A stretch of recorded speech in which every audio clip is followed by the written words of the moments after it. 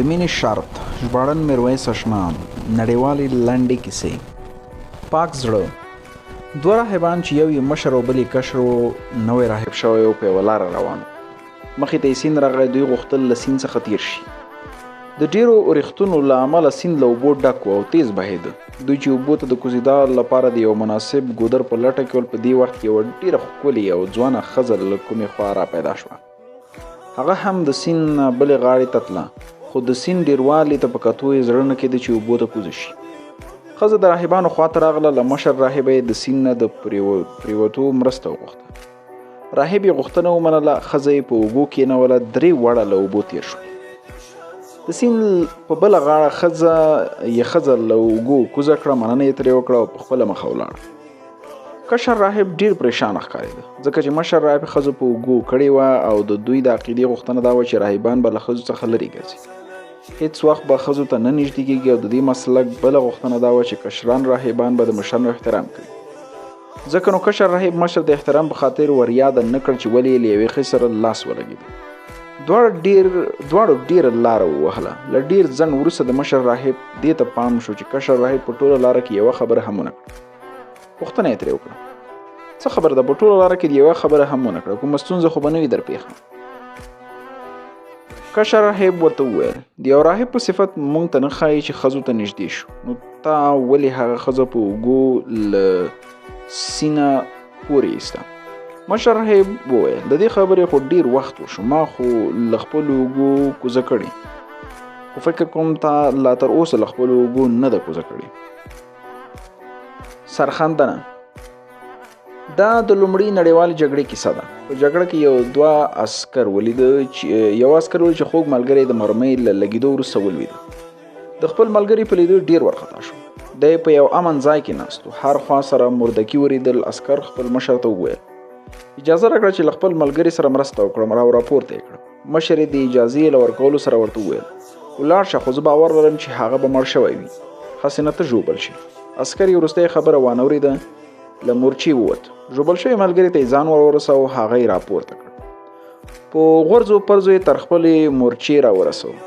مشر یې ولیده چې ملګری یې مړ شوی دی. عسکر ته یې وویل، ما درته نه ویلي و چې ملګری دې مړ شوی دی؟ هسې دې پر خپل ځان هم ژوبل کړ. عسکر ورته وویل، د دې هر څه سره بیا هم زما سرخندنه بې ګټې نه وه. افسر ورته وویل، څرنګه ویل شي چې بې ګټې نه وه؟ عسکر ځواب ورکړ، زما تر ورسېدو لا دی مړ نه و. څه چې هغې راته ویلي دي زما د زړه او روح د تسکین لپاره همدا بس دي. افسر ترې وپوښتل، څه یې درته وویل؟ هغه راته وویل چې جیمز، زه پوهېدم چې ته به خامخا زما مرستې ته راځې. پای. 3مه کیسه. د مینې شرط. لیکوال ډاکټر شیرشاه سعید. هغه وخت زه په برمنګم کې اوسېدم. له لندن وروسته برمنګم د انګلستان 2یم ستر ښار دی، خو د لندن په څېر د خلکو ګڼه ګوڼه په دې ښار کې ډېره نه ترسترګو کېږي.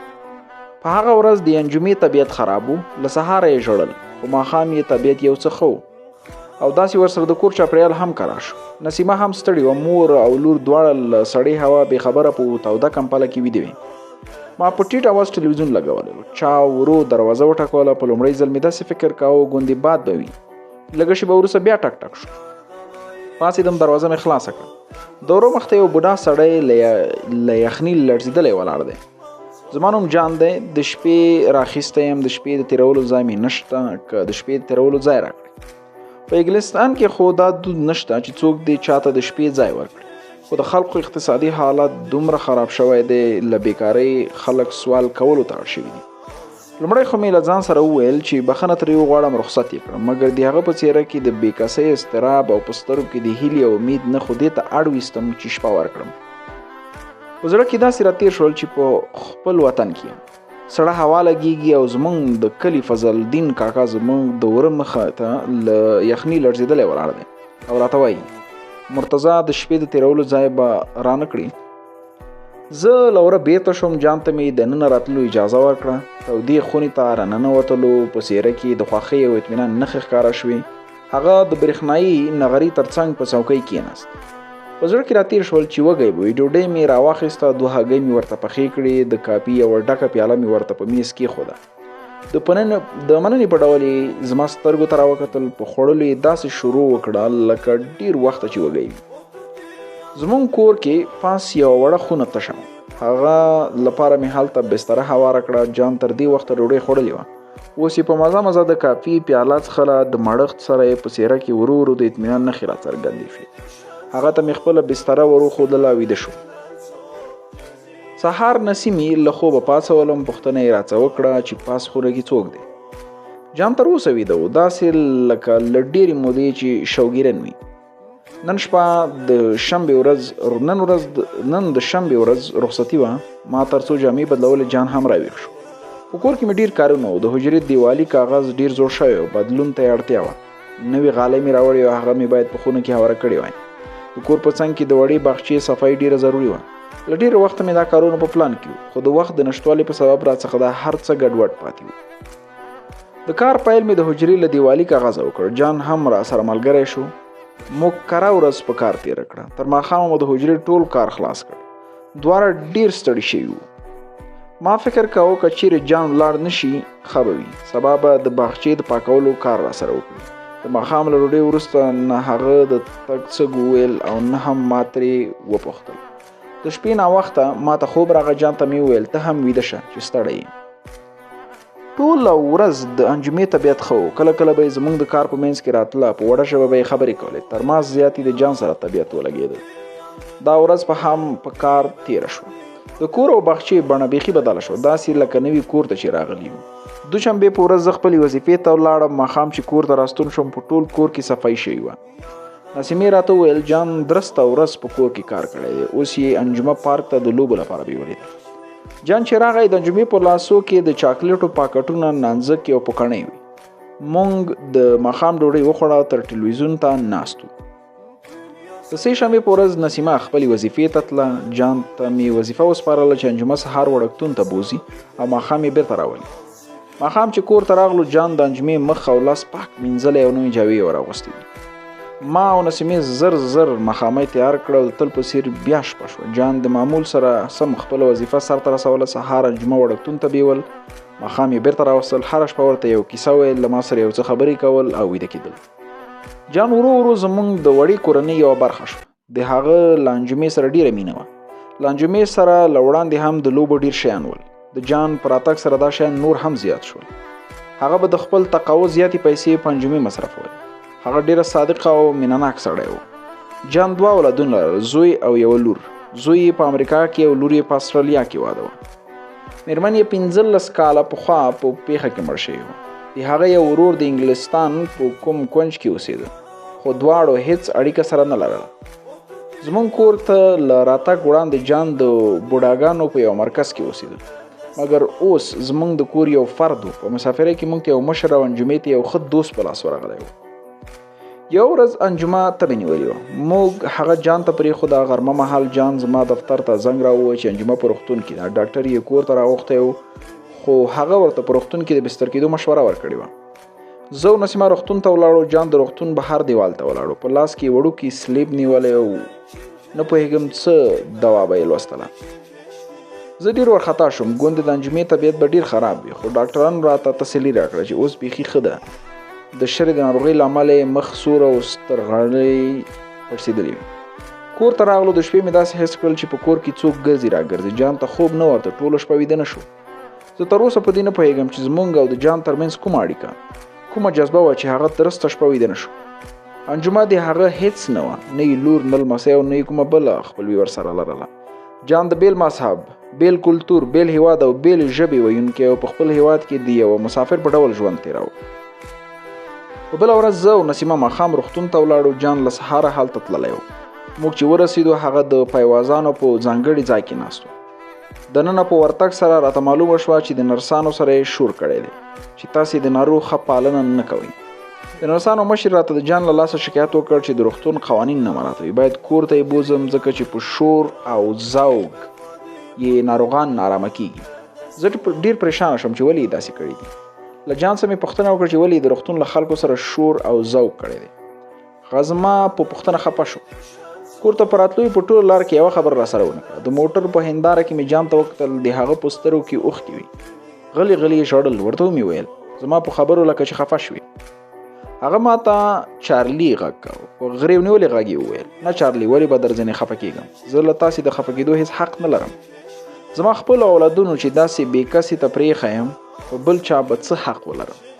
ما ترې بخښنه وغوښته او ورته ومې ویل موږ هم ستا د اولادونو په څېر یو، ستا ټولې خبرې پر ځای دي. انجمه له روغتونه راغله او زموږ ژوند هم ورسره بیرته د پخوا په څېر شو. کال داسې تېر شو لکه یوه اونۍ د کرسمس په ورځ جان انجمې ته یو قیمتي نانځکه واخیسته. هغه د جان سره داسې بلده شوې وه چې نسیمې ته یې اندېښنه پیدا کړه. ویل یوه ورځ کله خپل هېواد ته ستنېږو د دې دواړو برخلیک به څنګه شي. جان ډېر په کراره زموږ په کور کې خپل ځای جوړ کړی و. اوس موږ ته د خپلې کورنۍ د یو غړي په څېر معلومېده. د هغه ژوند هم ډېر عجیبه و. ډېر پخوا یې خپل زوی لیدلی و، یوازې د کرسمس په اخترونو کې به یې د مبارکۍ کارت ورته رالېږه. خو اوس دا لړۍ هم بنده شوې وه ځکه د جان زوی پیټر اوس واده کړی او په یو بل ښار کې اوسېده. تل به یې ویل خدای خبر د پیټر به بچي وي او که نه به وي، که وي نو څنګه به وي. کاش هغوی مې لیدلي وای. ما ته به یې بابا ویل او له ما سره به یې د انجمې په څېر مینه لرلی. هغه به کله هم د لور په اړه چې په استرالیا کې اوسېده څه نه ویل. یو ځل د جمعې په شپه نسیمه او انجمه دواړه ویده وي او له جان څخه مې پوښتنه وکړه چې کله استرالیا ته تللی. تصادف داسې و چې په ټلویزیون باندې د استرالیا د ابریجنیز په اړه خبرې روانه وې. ځکه مې له جان څخه پوښتنه وکړه. ابریجنیز د استرالیا یو بومي اصلي اوسېدونکي دي. کله چې انګریزان استرالیا ته ورسېدل دوی د دې پراخه او له ذخایرو ډک هېواد د نیولو په خاطر ډېر بومیان ووژل. دا ابریجنیز د یو وګړي د وژلو په بدل کې به یې $10 ورکول. زما د پوښتنې سره جان په ترخه مسکا وویل هو چارلي استرالیا ته تللی یم، هلته مې لور میشته ده. ما غوښتل چې هم هلته له خپلې لور او لمسیانو سره ووسم، خو داسې ونه شول. هغوی له ما سره هم هغسې وکړل لکه انګریزانو چې له ابریجنیز سره وکړل. استرالیا ته له ورتګ یوه میاشت وروسته مې لور راته وویل پلاره بیرته باید انګلستان ته ولاړ شي. زه د دې خبرې په علت پوه شوی وم. د هغې ماشومان هم راسره داسې مینه لره. د هغوی وړوکی زوی انډریو راسره داسې بلد شوی و لکه اوس چې انجمه راسره بدله شوې ده. یو ماښام موږ ټول له کوره بهر په چمن کې ناست وو. د بیر بوتلې مو په مزه مزه څښلې. ماشومان لوبېدل. ناڅاپه انډریو د دیوال له سر نه راوغورځېده، ژوبل شو. مور او پلار یې ورپاڅېدل څو ویې ګوري چې کوم ځای یې ژوبل شوی. خو انډریو هغه پرېښودل په ژړا ژړا زما غېږې ته راغی. له ما سره یې ډېره مینه لره.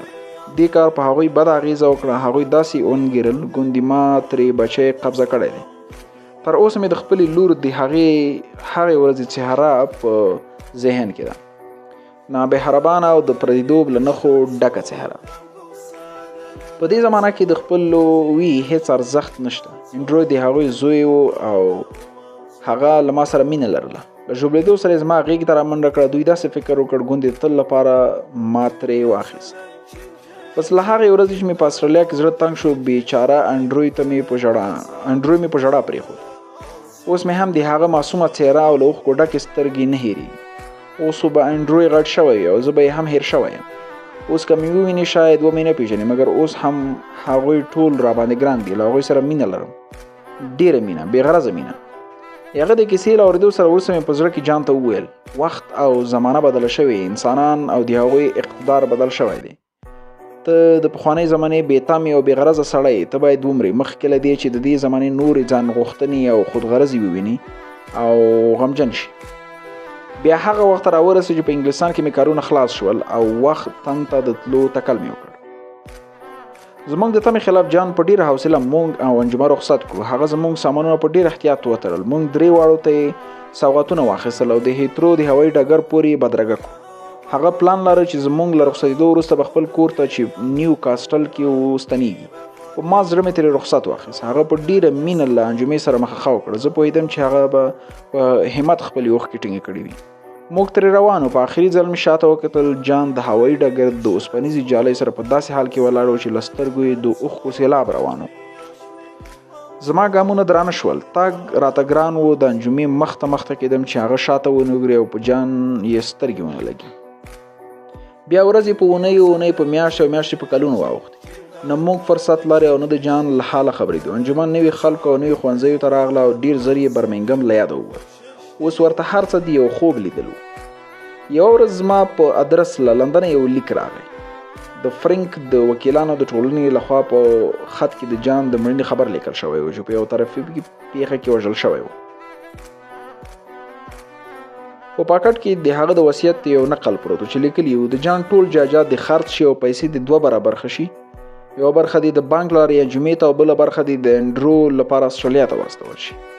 دا اوس چې موږ په کوم ښکلي او قیمتي کور کې اوسېږو دا زموږ نه دی، دا د انجمې کور دی. د کور په لوحه د هغه په یاد لیکل شوي دي د جان مینه، او په دې ډول مو د تل لپاره د هغه یاد تازه ساتلی دی چې ویل به یې مینه هغه مینه ده چې بې تمې، بې غرضه او بې شرطه اوسېږي.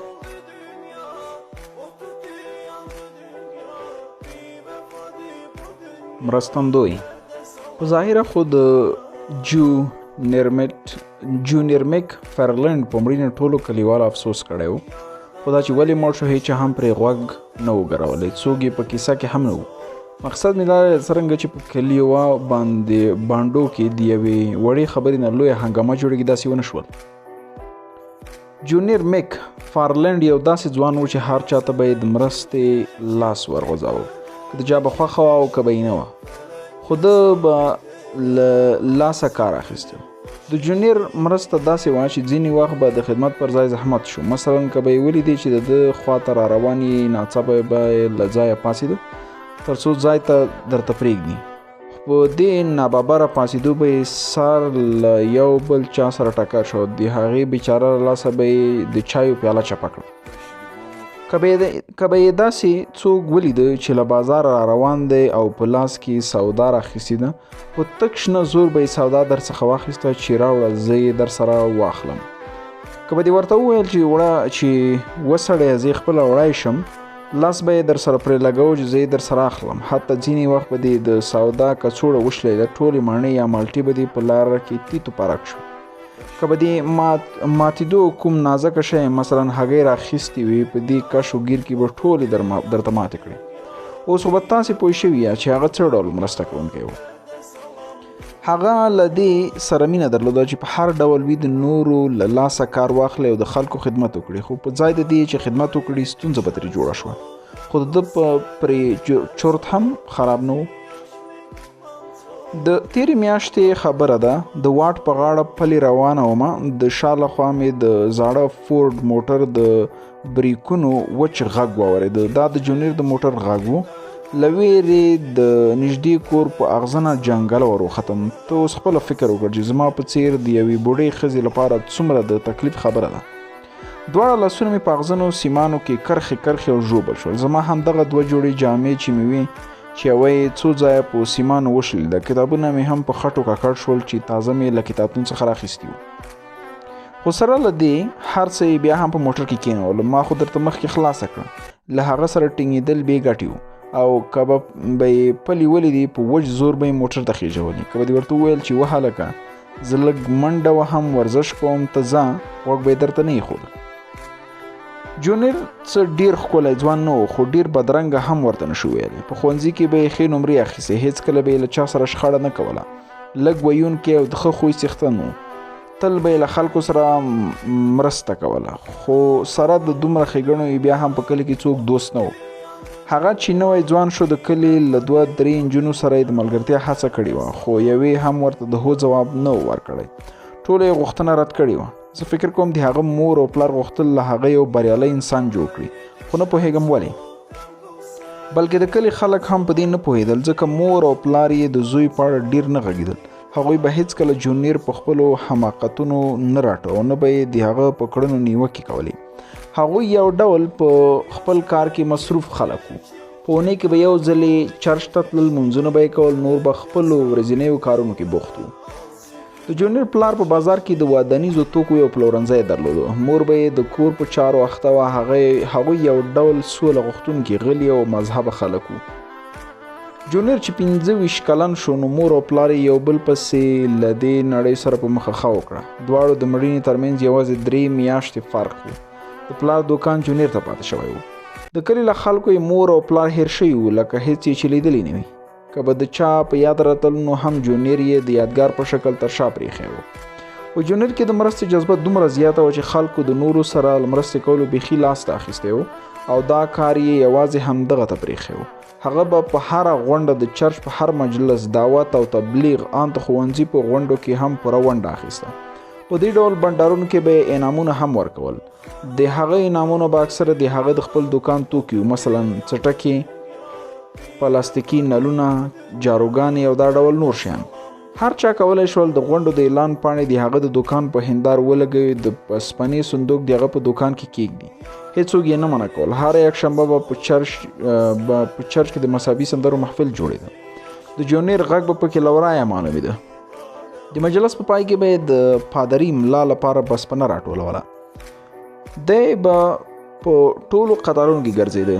د چرچ خادم هنري به د نشې له امله د پاسېدو نه و. د به په ټول چرچ کې جارو ووهله. زه به یې څه درشمارم، خو دومره به درته ووایم چې که خدای خدمتګار ورته وویل شي مناسبه وي. د کلي شاوخوا یو متروکه درنګ کان له ډېره وخته یو خطرناک ځای ګڼل کېږي. خیرنې اوبه پکې ولاړې. دا دومره خیرنې اوبه دي چې د کلي کوچنیان به هم پکې نه لامبي، خو سره له دې بیا هم د کلي کوچنیان او ځوانان دلته د ساتیري لپاره راځي. تاسو پوهیږئ چې کوچنیان څومره شیطانان یو په تیره بیا د کلي. د جونیر مړی د دې متروکه درنګ په خیرنو اوبو کې لیدل شوی و. د جونیر مړی د دې متروکه درنګ په خیرنو اوبو کې لیدل شوی و. کله کله به زه هم د دې متروکه درنګ سیل ته ورتللم. د دې درنګ په خوا کې د اورګاډي او سپن لیکه تیره شوې ده. دې لیکې په بل اړخ کې د بیرو په ډول یو میوه کېږي. ځینې وخت د دې میوې د ټولولو لپاره غلته ورځم. هلته اکثر د دې درنګ شاوخوا د شربتونو او د سګرټو تشې کوتي وینم چې سیلانیان یې غورځوي، او دا په دې دلالت کوي چې واړه او ځوانان دلته راځي او وزګار وخت دلته تیروي. خو کله چې زه هلته ورځم ډېر لږ له خلکو سره مخ کېږم. په دغه ورځ د نیلي پارکر د جنازې په مراسمو له ګډون وروسته را روان وم. یو چا راته ویلي و چې کوچنیانو د جونیر مړی د متروکه درنګ په څېره خیرنو اوبو کې پړمخې پروت لیدلی و. هغه له 2 ورځو راهیسې نه ښکارېده. دوکان یې هم بند و او د نیلي پارکر په جنازه کې هم نه و. خلکو خو د هغه له نشتوالي یو ډول آرام احساساوه. د چا ورته ډېر فکر نه و، خو مړینې یې زموږ د کلي چاپېریال یو څه غمجن کړو. ځکه ایله اوس د نیلي پارکر د جنازې او د دفین مراسم پای ته رسېدلي وو چې د بلې جنازې خبر راغی. د نیلي پارکر مړینه ډېر تعصب وړ وه. هغه د خپلې باغچې شاته پټي کې د الوګانو په رایستلو بوخته وه چې له مار سره مخ شوې وه. مار یې له لاسه تاو شوی و. هغه بیچاره بې له هغې د زړه ناروغي وه. ښه چاقه وه. پرهیز خو یې بیخي نه پېژنده. په ډېر خوراک ورځ له بلې چاقېده. تر څو یې مار له لاسه څنډه را څنډه په لوڅو پوڅو یې ځان د کور انګړ ته ورساو. له ویرې یې زړه درېدلی و. عجیبه خو دا وه چې مار چیچلې هم نه وه. د کلي کوچنیانو د مار ډېره لټه کړې وه، خو د چا خبره ځمکه وچاوده او مار پکې غایب شو. زه له نیلي پارکر سره ډېره جوړه نه وم. بدبختانه ډېره په ځان غره وه. زه ورته د لارې خلی هم نه ښکارېدم. خو په کلي کې د یو څوک ډېر بد هم راځي. په غم او ښادۍ کې به یې ضرور ګډون کوي. زه هم همداسې وم. 2 اونۍ مخکې زما زوړ او بې ضرره سپی په زهر وژلی و. هغه بیچاره دومره بې ضرره و چې له ځانه یې هم مچان نه شول شړلی. ما ورته په ډاګه ویلي و چې زما سپی دی وژلی دی. هغې راته له غوسې سره اوښتې وه او په چیغو یې ویلي و چې ما نه دی وژلی. خو زه په ټوله خبره پوه وم. څه وخت مخکې هغې په چرچ کې ټولو خلکو ته ویلي و چې د کلي سپي د الوګانو فصل ته زیان رسوي او ډېر ژر به یې د علاج وکړم. امکان لري زما سپی هم هلته تللی وي، خو د دومره وړې ګناه په بدل کې د هغې وژل او بیا زما خو په دې نړۍ کې د هغې بیچاره نه بغیر بل خواخوږی هم نه و. ما خو مخکې وویل چې زه یوه بوډۍ ښځه یم، خو دومره بې لاس او بې پښو هم نه یم. ګرځم را ګرځم، د کور او صحرا کارونه هم کوم. زما صحت بیخي ښه دی. خلک نه پوهېږم چې زه به د څو کلونو یم، ځکه خلکو ته اوس زما وړوکوالی نه ور یادېږي چې زه به څه وخت زیږېدلی یم. زما پلار د پخواني زمانې د پادریانو په څیر ګرځنده سړی و. تل به په سفرونو روانو. خلکو ته به یې د عیسویت تبلیغ کوو. دا ډول خلک ځانونه د خدای رښتینی او نیک بندګان ګڼي. د خلکو د پوره باور لپاره 3-4 ماران هم په غاړه کې اچوي تر څو خلک ته وښیي چې بې څه نه دی. دا پیښې مادریان هم کوي، خو د دوی مقصد بیل او د هغوی بیل وي. دوی خلک دین ته راجلبوي. د ګرمۍ په رخصتیو کې به زه هم په دې تبلیغي سفرونو له پلاره سره ملګري وم. ما هم د مارانو د دې زده کړې وم. ماران به مې رانیول. یو ورځ د بیرو د ټولولو لپاره تللی وم. د متروکه د رنګ سره مې د مارانو یوه ځاله لیدلې وه، خو اوس مې ورسره غرض نه و کړی و او نه مې پرې څوک خبر کړي وو. زما سپی چې مړ شوی و نو له ځانه سره مې دا جوړه کړې وه چې د نیلي پارکر څخه به ضرور د خپل سپي د وژنې قصد اخلم. زما هرګز دا زړه نه و چې هغه دې مړه شي، خو د هغې په مړینه مې افسوس هم نه و کړی. د یادونه وړ یې بولم کله چې مې هغه مار په کڅوړه کې واچو او د هغه متروکه د رنګ په خوا روان وم. له بده مرغه جونیر له کومې راپیدا شو زما په شا یې کڅوړه لیدلې وه. د هغه دا باور و ګوندې بیرې مې ټولې کړې دي. ما خو درته ویلي و چې په هغه کې له نورو سره د مرستې کولو لیونۍ مینه وه. زما له لاسه یې کڅوړه واخیسته، ډېر مې منع کړ، خو زما یوه هم ونه ورېده. له مجبورۍ مې کڅوړه ورکړه. اوس د هغه حماقت ته وګوره چې د کڅوړې پلټنه یې پیل کړه او بیا مار وچیچه. اوس نو تاسو قضاوت وکړئ د دې دواړو په وژنه کې نو زما څه ګناه ده؟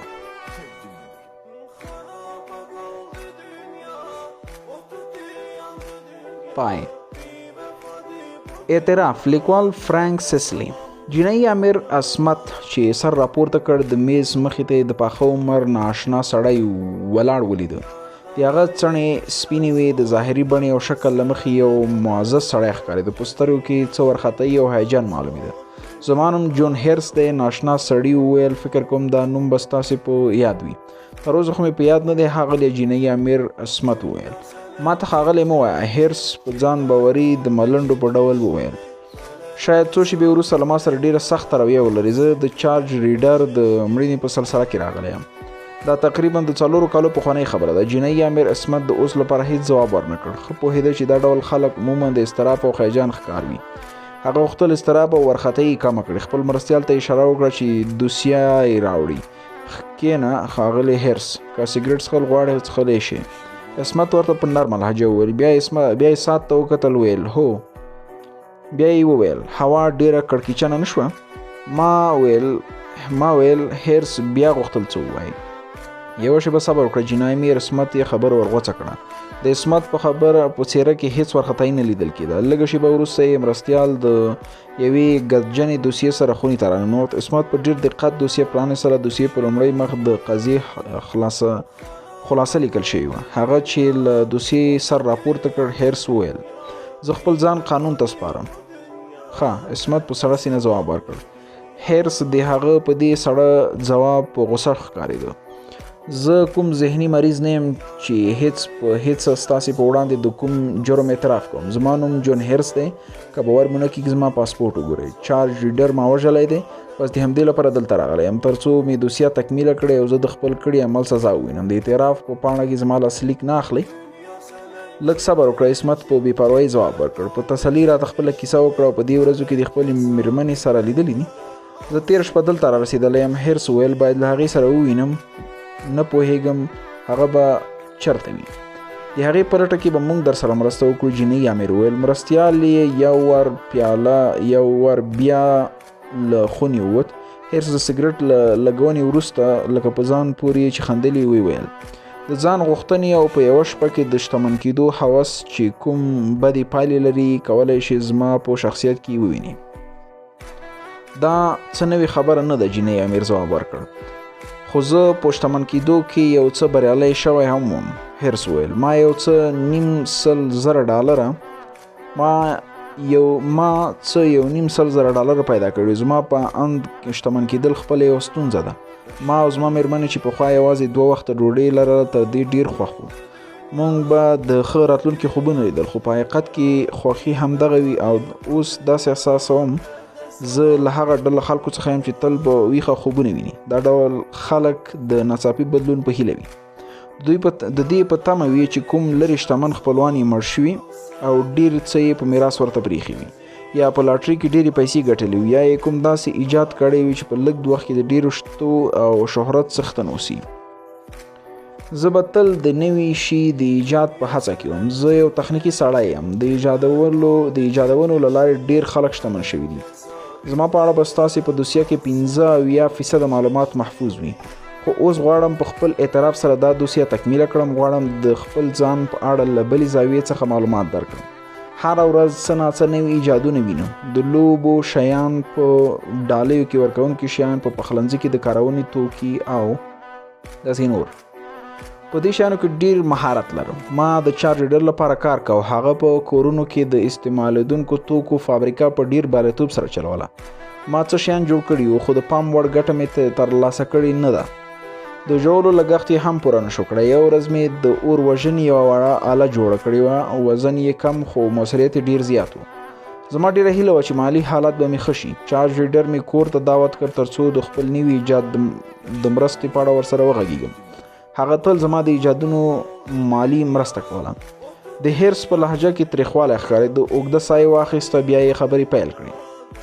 ته خو پوهېږې چې د چا کور ته میلمه ورشي د یوې ښې مېرمنې دا دنده وي، یعنې ښه خواړه پخول، د کور پاک ساتل، د میلمه عزت کول ترڅو میلمه خوشحاله شي. هغه رښتیا هم خوشحاله شو، زما له ایجاد څخه نه بلکې زما له میرمنې څخه. هغه شیان وکتل، نږدې یو ساعت یې د هغه په تجارتي اړخ خبرې وکړې. زه په تجارتي خبرو ډیر نه پوهېږم. هغه په دې نوي ایجاد کې دومره ستونزې راویستې چې زما خو یې ترې خوا بده کړه. ایجاد خو پر ځای پرېږده، خپل ځان یې راته بې ګټې او احمق سړی وایسېده.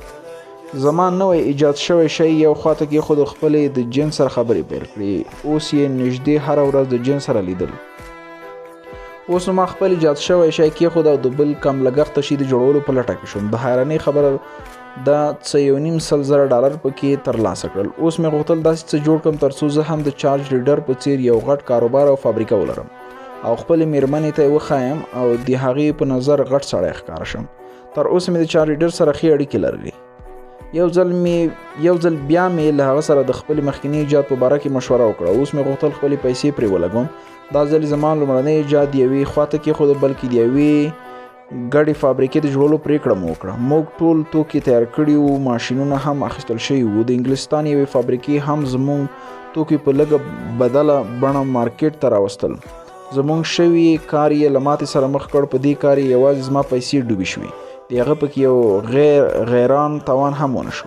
دا هر څه د ریډر له لاسه زما شک دی. هغه په د انګلستان فابریکه باندې هم زما توکي په لږه بدله بڼه پلورلي وي. بس هر څه چې و خو زه یې له خپلې شتمنۍ خلاص کړم. اوس را سره هیڅ پاتې نه و. خپله میرمن، پیسې، عزت، وقار، هر څه مې له لاسه ورکړي وو. چارج ریډر ډیر ذهین سړی و.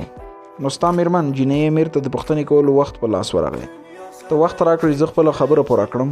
هرس وویل په تېرو 4 کلو کې راته یوازې نن د خبرو کولو توقف موقع په لاس راغلی ده.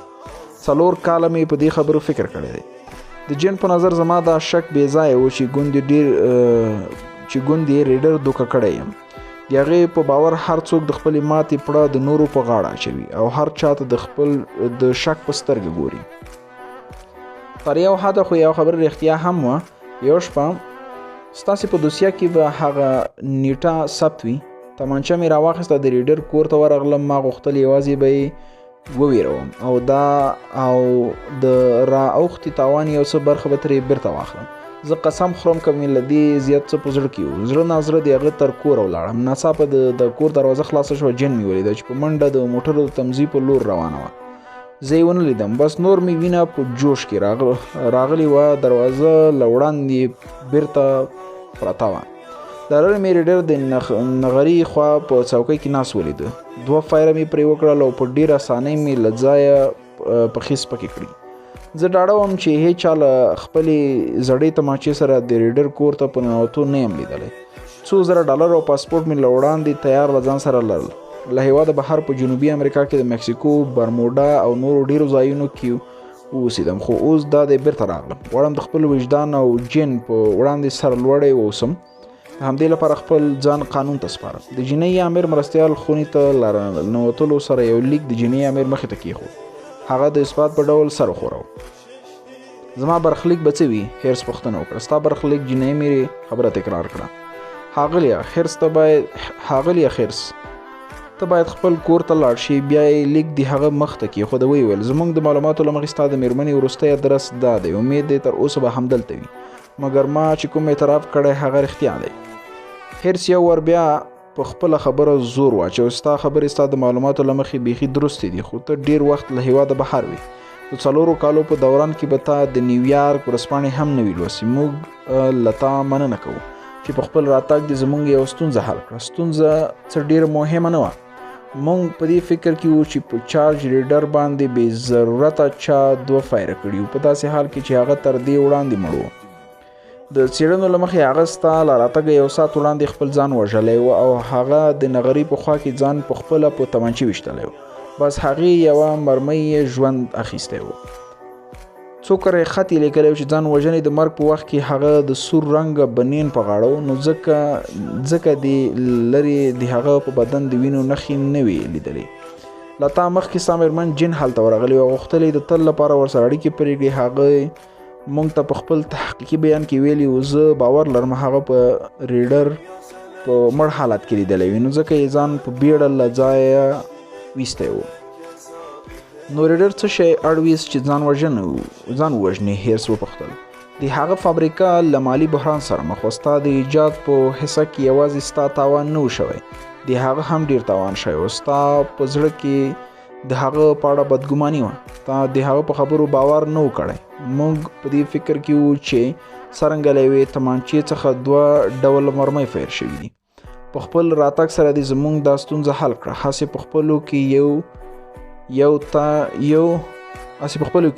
چې کومه تمانچه فیر کړې و په هغې خو مرغۍ هم نه مري. که بهانې وکړې او هغه تمانچه مونږ ته راکړي نور دې ډېر نه ایساره. مېرمن دې له یوې اوږدې مسافرۍ وروسته د راتلو په انتظار ده. پای. جوګي څرنګه چې وخت په منډه روان دی، همداسې انسان هم د ترقۍ او پرمختګ لارې لنډوي روان دی. انسان سپوږمۍ ګام کړه، خلای مرکزونه جوړ کړل، ذروي بم یې جوړ کړ، کمپیوټر ایجاد شو، ته درملۍ نوې لارې روښانه شوې، نوې څېړنو د زړو ځای ونیو. خلاصه دا چې انسان ډیر په پرمختګ دی. خو د دې هر څه سره بیا هم انسان د فطرت له قانون څخه نشي تښتېدلی. دا د 1932 کال کیسه ده چې د هند د کرناټک ایالت په یوه لرې کلیواله سیمه کې پیښه شوې وه. په دې سیمه کې یو جوګي راجو ملنګ اوسېده. دا د کیسه ده. هغه یو تریخ سړی و، خو له چا سره یې د دښمني نه درلوده پرته له لال چاند. لال چاند په برطانوي فوز کې 22 کاله خدمت کړی. ډېر خوږ طبیعته سړی و، خو د راجو ملنګ په ذکر به یې د ژبې ټول خواږه په ترخو بدلیدل. د لال چاند په باور راجو ملنګ د کرکې وړ و. د هغې د کرکې لامل د هغه د کشر ورور رام چاند مړینه وه چې تل به د ملنګ په دیره کې کېناسته. دواړو ډېره خواږه انډیوالي وه. د رام چاند له طبابت سره ډېره مینه وه. همدې مینې دا دواړه سره دومره نږدې کړي وو. هر ورځ به یې د درملو لپاره په بوټو څېړنې کولې. رام چاند به ویل ملنګ یو بنا سړی دی او موږ د هغه په پرتله ړانده یو.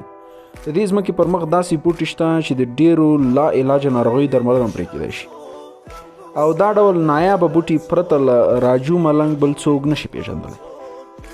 لال چاند ډېر ځله خپل ورور رام ته نصیحت کړی و. ګوره رام، ته ولې د دې لیوني ملنګ سره ناسته ولاړه کوې؟ ملنګ ډېر بد سړی دی. که حکمت زده کول غواړې نو په ښار کې د حکیمانو څه کمی نه دی، ولې له هغوی نه زده کوې؟ تا خو ځنګلي سړی دی، له ده څه غواړې؟ ټوله ورځ په ځنګل کې ورک ګرځي، نه کور شته نه یې اور. د لیونیو غوندې په عادي بوټو د نایابو ګمان کوي. خپل ژوند خو یې برباد دی، ستا یې هم ورځ بده کړې ده. مه وروره، ملنګ ته داسې مه وایه، هغه یو ګل سړی دی، د خدای نازولی دی. بس که پرېږده یې، دا ډول نازولې مې ډېر لیدلی دي. د لال چاند خوږه لهجه په ترخه شوه. لال چاند غوښتل په هر ډول چې وي ورور د ملنګ له دامه خلاص کړي. هغه ته دا چا ویلي و چې ملنګ یې له ورور څخه د نایابو بوټو په پلمه پیسې اخلي. لال چاند به د داسې خبرو په اورېدو غمجن کېده، خو د ورور سرتنبګي په خپل حال وه. لال به ورته ویل ګوره زړګیه، تا اول ما ته وګوره، زما په سترګو کې له ډېر وخته ګلان شوي، له ډېرو حکیمانو او ډاکټرانو مې دارو اخیستل، هېڅ ښېګڼه مې نه کېږي. که د معلم کوم جادو منتر زده وای ستا د ورور درملنه به یې کړې وای. په دې پوه شه چې دا هر څه فریب دی. ملنګ دې له کاره باسي. هسې نه خدای مه کړه زهرجن بوټي در باندې ونه خوري مړ به دې کړي. د لال ټول نصیحتونه د رام په غوږ ننوتل او په د رام ټول نصیحتونه د لال ټول نصیحتونه د رام په غوږ ننوتل او په بل وتل. د هغه خبرو پرې هیڅ اثر نه کوو. بالاخره لال چند د رام له نږدې ملګرو وغوښتل تر څو د دې راجو ملنګ سره ناستې پاستې راوګرځوي. خو دې کار هم څه ګټه ونه کړه. د لال چند سره اندېښنه وه چې هسې نه ملنګ خپل جوړ کړي درمل او کشتې د ده په ورور ونه خوري مړ به یې کړي. خو له پېښې تېښته نه کېږي. همداسې وشو چې لال چند یې اندېښنه لرله. یو ماښام د رام مړی د لوی ویالې د پله بله غاړه وموندل شو. لال چند خو د دې خبرې په اورېدو بېهوشه شو. تر 3 ورځو د بېهوشۍ په حال پروت و. بالاخره د بېهوشۍ چوپتیا په یوه چیغه ماته شوه. ملنګه زه به دې وینې وڅښم. تا زما ورور وواژه بې مرګه دې نه پرېږدم. لال چند په چیغو چیغو په پټیو کې د راجو ملنګ د دیرې لوري ته منډې وهلې. د لال ښځې او د کلي نورو خلکو غوښتل مخه یې ونیسي. څو بزګرانو یې مخه ونیوله. بېهوشه په پټیو کې راولوېد. یوه غښتلی ځوان تر کوره په شا راوړ. د لال چند د کورنۍ لپاره دا 2 غمیزې وي. یو د رام مړینه او بل د لال چند بېحاله کېدل. لال چې کله په هوش شو په چیغو به یې ویل ملنګه د رام قاتل دی. ملنګ د رام قاتل دی. د خپلو زهرجنو درملو ازموینې یې پرې کولې. اخر یې وواژه. دا خبره د ځنګله د اور په څیر په ټوله سیمه کې خپره شوه. د کلي خلک په 2 ډلو ویشل شوي وو. یوې ډلې خلکو راجو ملنګ بې قصوره باله او په دې باور و چې رام د مار له چیچلو مړ دی. برعکس بلې ډلې ملنګ د رام قاتل باله. له بلې خوا راجو ملنګ هسې هم تریو سړی و. د رام چند په مړینه لا زیات بې چرته و. ویل به یې رام زما ورور و. زموږ ناسته ولاړه وه. خوړل څښل هر څه شریک وو. زه ولې دومره خواږه ملګري سره دا ډول عمل وکړم. آخر خبره جرګې ته وړاندې شوه. دواړو خوا لال چند او ملنګ د دلایل واورېدل شول. پس له 3 ورځو پرېکړه په دې خبره وه چې رام چند مار چیچلی او ملنګ بې قصوره دی. له لال چند پرته ټولو خلکو دا پرېکړه منلې وه. په ظاهره خو هغه هم منلې وه. خو پټ یې ملنګ ته په زړه کې پلې پخېدې. د هغه باور و چې رام مار نه دی چیچلی. ملنګ وژلی دی. دا خبره یو څه موده د خلکو په منځ کې توده وه. خو د وخت په تېرېدو سره سړه شوه. خو د لال چند په زړه کې لا د کست سپرغۍ اوس هم تازه وي. په زړه کې دا جوړه کړې وه چې ملنګ به وژني او د ورور بدل به ترې اخلي. یو ورځ ملنګ خپله د لال کور ته راغی. یوه شېبه یې نور احوال وپوښته. ناڅاپه یې لال چند تر مخ وګرځاوه. ویې ویل ګوره لاله زما په اړه ټولې بدګمانۍ له زړه وباسه. رام چند زما ورور و. ما له هغه سره څه بدي درلوده چې واژه به مې. ته چې زما په اړه کوم شک لرې زه یې ډېر خواشینی کړی یم. زما دې په خدای قسم وي چې رام ما نه دی وژلی. دا کار ما نه دی کړی. تا په لاس نه دی وژلی. ستا زهرجنو درملو وژلی دی. لال چند ورته په ترخه مسکا وویل ګوره لاله زما کسب ته کنځل مه کوه. ولې به یې نه کوم؟ ته دوکهبازه یې. ستا ټول کارونه مکر او فریب دی. د راجو ملنګ په سترګو کې اوښکې وځلې دي. په یو ټکان ودرېده او په قهر یې وویل لالا ما ته خپله پیشه د مذهب په څیر ارزښت لري. تا ښه ونه کړل چې کنځل دې وکړه. له دې وروسته ملنګ بیا د لال چند په مخه نه راته. یوه شپه د چا د تبر په واسطه په ملنګ برید کړی و.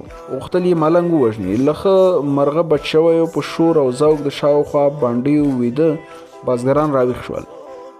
برید کوونکو د ګنیو په پټیو کې ځانونه پټ کړل.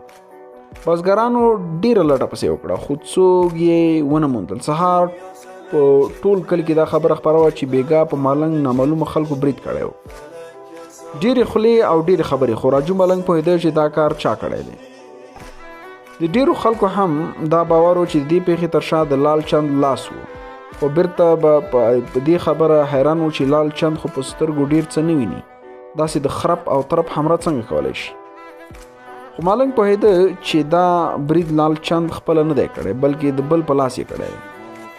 په ظاهره خو ملنګ چوپ ښکارېده، ډېرې ورځې په دې خبره چرت واهه. یوه ورځ یې له ځانه سره دا پرېکړه وکړه چې لال ته به د عبرت درس ورکوي. هغه د مرغومې د میاشتې یوه سړه لړزانده شپه وه. د ویالې د غاړې د کیکرو د ونو تر شا د 14مې سپوږمۍ ځلېده. لال چند له خپلې خونې د حاجت رفع کولو لپاره راوتی و. د کیکرو د ونو تر شا یو انسان ډوله سیوری ولید چې په دی راټوپ وهه. لال چند غوښتل غږ وکړي خو وخت یې ونه موند، په ځمکه وغورځېده. هغه د لال چند خوله په یوه ټوکر کلکه بنده کړه، لاسونه او پښې ور وتړې. لال چند ډېر زور وواهه خو د حرکت نه و. حمله کوونکي چې نقاب لرې کړ د لال چند سترګې له ویرې خلاصې پاتې شوې. هغه په کمزوري دید هغه وپېژانده، مرګ یې په خپلو سترګو ولیده. او هغه ملنګ و. راجو ملنګ په ډاره زړه یې له جیبه یو بوتل راویست، څه محلول پکې و. په مسکا لال چند ته رانږدې شو، د محلول ټاکلي څاڅکی په وار وار د لال چند په سترګو کې واچوه. لال ته داسې وایسېده لکه د یوې نړۍ درد چې د ده سترګو ته راټول شوی. د درد له زورو په ځمکه وروخت، هېڅ یې نه شو کولی. لاس او پښې یې تړلې وې، د غږ توان یې نه درلوده، خوله یې په ټوکر بنده وه.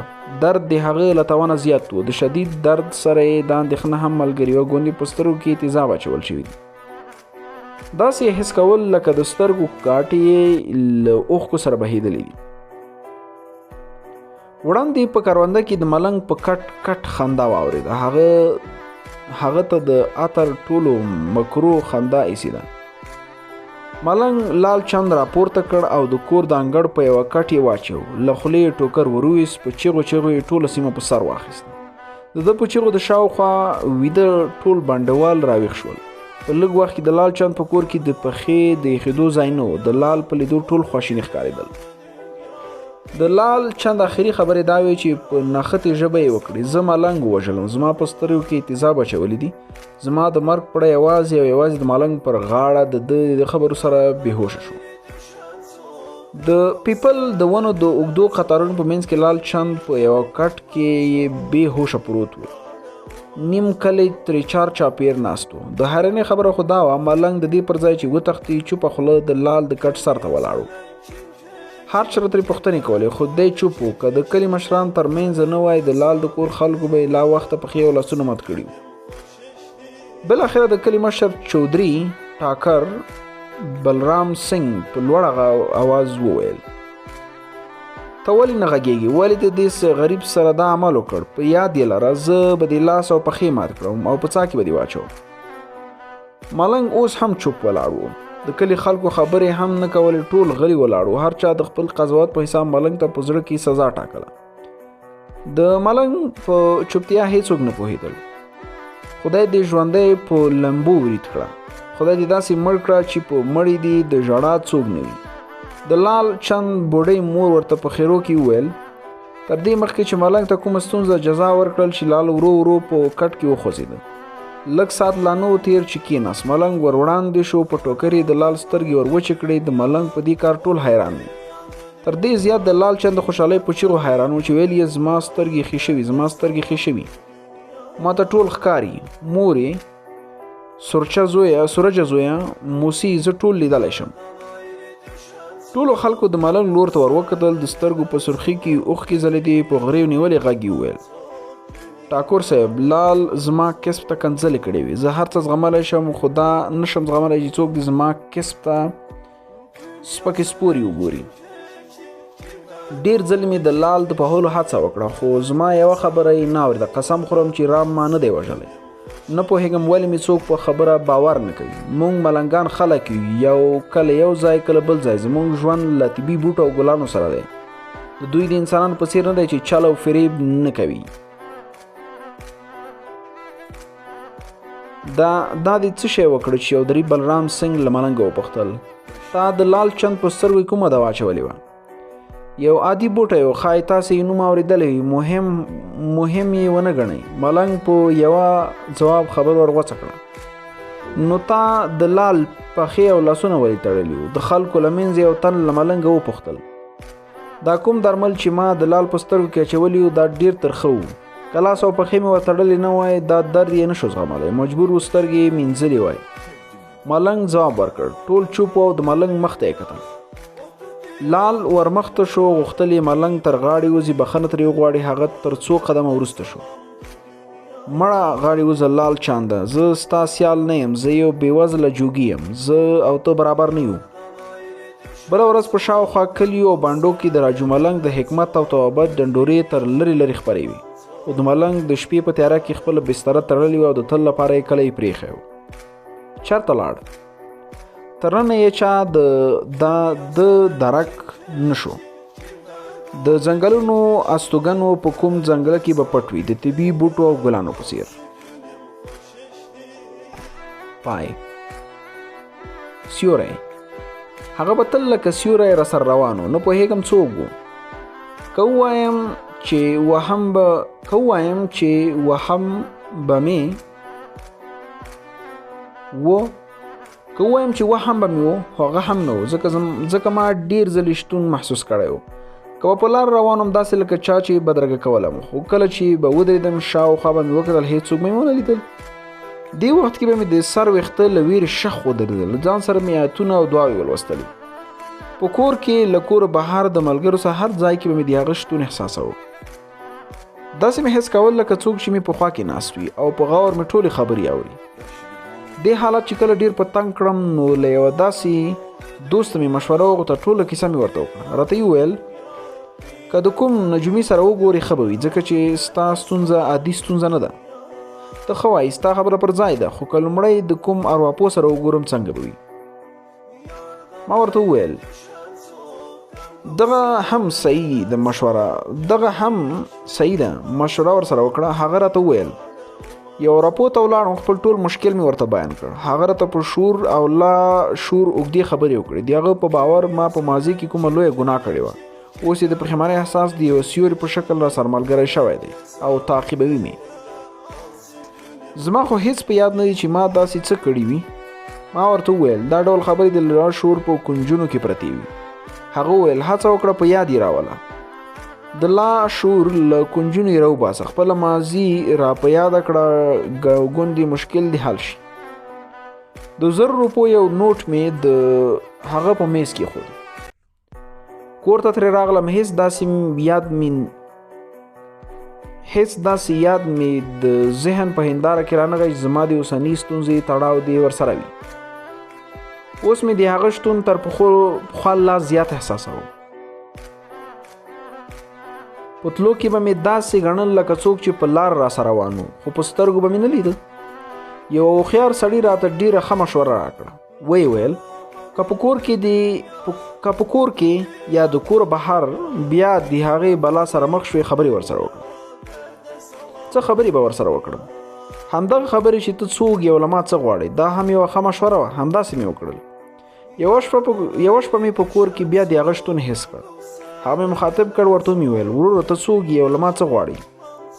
ډېر دې خواشینی کړی یم، ستا له لاسه ډېر په عذاب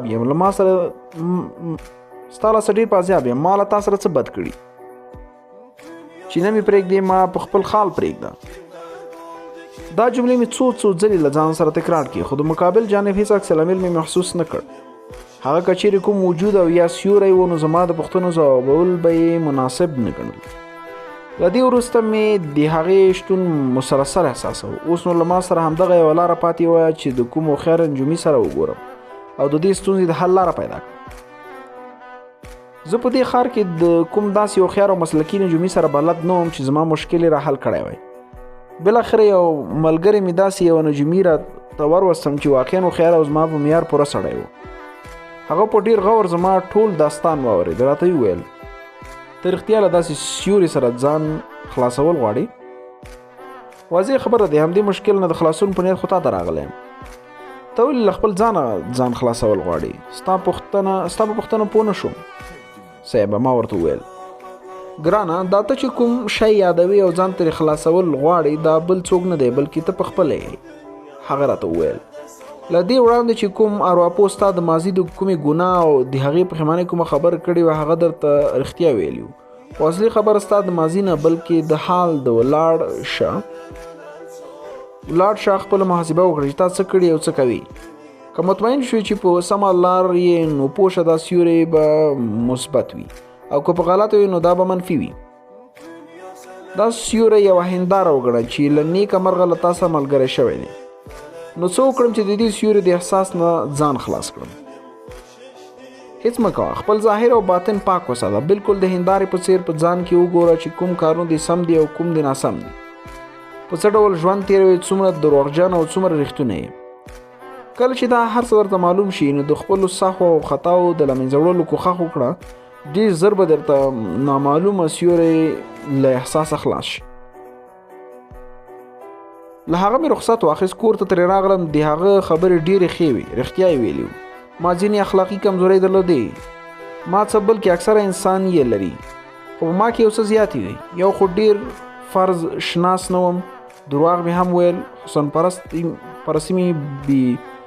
پرستي مې بله لویه کمزوري وه، دا خو مې په خټه کې اخښل شوې وه.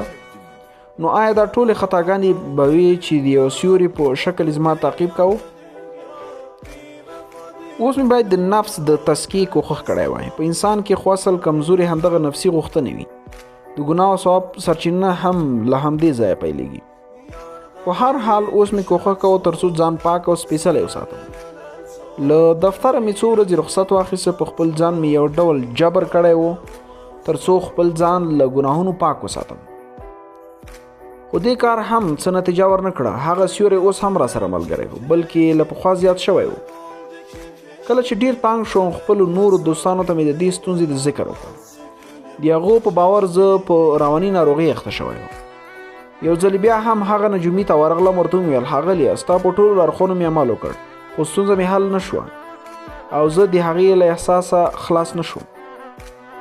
دا ځل یې راته په ډېر دقت وکتل. له ډېر سوچ وروسته یې وویل ستا مشکل ماته د جنیاتو خبره ښکاري. هر څه چې دی خو دومره درته وایم چې ژوند مې په عذاب دی. یوه مناسبه لار راوښیه چې له دې عذابه خلاص شم. زه به درته څه وظیفې درکړم، عمل پرې وکړه، خدای کول له دې بلا به خلاص شي. څه وظیفې چې یې راکوې هماغسې مې وکړل. په لومړۍ شپه یې پایله ډېر حیرانونکې وه. زه په خپله خونه کې ناست وم، هغه وظیفه مې کوله. ناڅاپه مې د څه شي د حرکت غږ واورېده. یو بوت ته ورته شی مې تر سترګو بیخي واضح لکه لوګی چې تصور جوړ شوی وي. د دې شي په لیدو مې ټول بدن لړزېده. ډېر وېرېدلی وم. د شکل شونډې وخورېدې. یو غږ ترې راوخوت. یقینا دا هغه غږ و چې ماته یې ویل ولې را باندې تنګ شوی، دومره وخت دې وزغملم، اوس مې په دمونو شړي. ډېر وېرېدلی وم. هغه له ما سره خبرې کولې. له ویرې او حیرانۍ مې ژبه ګونګه شوې وه. زه خبر نه وم چې دا وظیفې به دومره مؤثرې وي. ګوره ځوانه، تر اوسه مې درته هېڅ زیان نه دی رسولی، مه ویرېږه. هغه راته وویل. هغه ته مې وویل ته څوک یې؟ زړه مې کلک کړ. پوښتنه مې ترې وکړه او له ما څه غواړې؟ زه غواړم یو کار مې ترسره کړي. څه ډول کار دی؟ ما ترې وپوښتل. یو کار دی که یې ترسره کړي زما هیلې به پوره شي، بیا به مې ونه ویني. کار دی راوښیه. څه ډول کار دی چې ما پورې اړه لري؟ یو قاتل ته د هغه د عمل سزا ورکول دي او ته یې کولی شي. هغه وویل څه قاتل؟ کوم قاتل؟ ما ترې وپوښتل. یو عادي کیسه ده. ستاسې نړۍ کې دا ډول کیسې ډېرې پخېږي او د وخت په تېرېدو سره له خلکو هېرې شي، خو له ما نه هېرېږي. پس له مرګه مې هم ځوري. پس له مرګه ولې ته مړ شوی؟ قمقله سړی، ته څه فکر کوې چې له شوقه راته سیوری جوړ شوی دی؟ په غوسه یې راته وویل نو ستا قاتل څوک دی؟ زما مېرمن او زما یو ملګری. زه خبر نه وم چې هغوی به ما او زما باور وژني. مخکې له دې چې پرې پوه شوی وای ویې وژلم، او هم په دې ډول چې هیڅوک پرې تر ننه خبر هم نه شول. اوس دواړو واده کړی دی، ښه په عیش کې ژوند تېروي. نو آیا زما وینه هسې ضایع ولاړه شي، د هغوی سره هیڅ حساب ونه شي؟ ته قضاوت وکړه. زما وژل بې ځوابه پاتې شي؟ هیڅکله نه. هغوی باید سزا وویني. ما ورغبرګه کړه.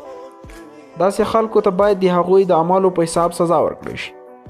خو زه همدغه غواړم او ته به مې په دې کار کې مرسته کوې.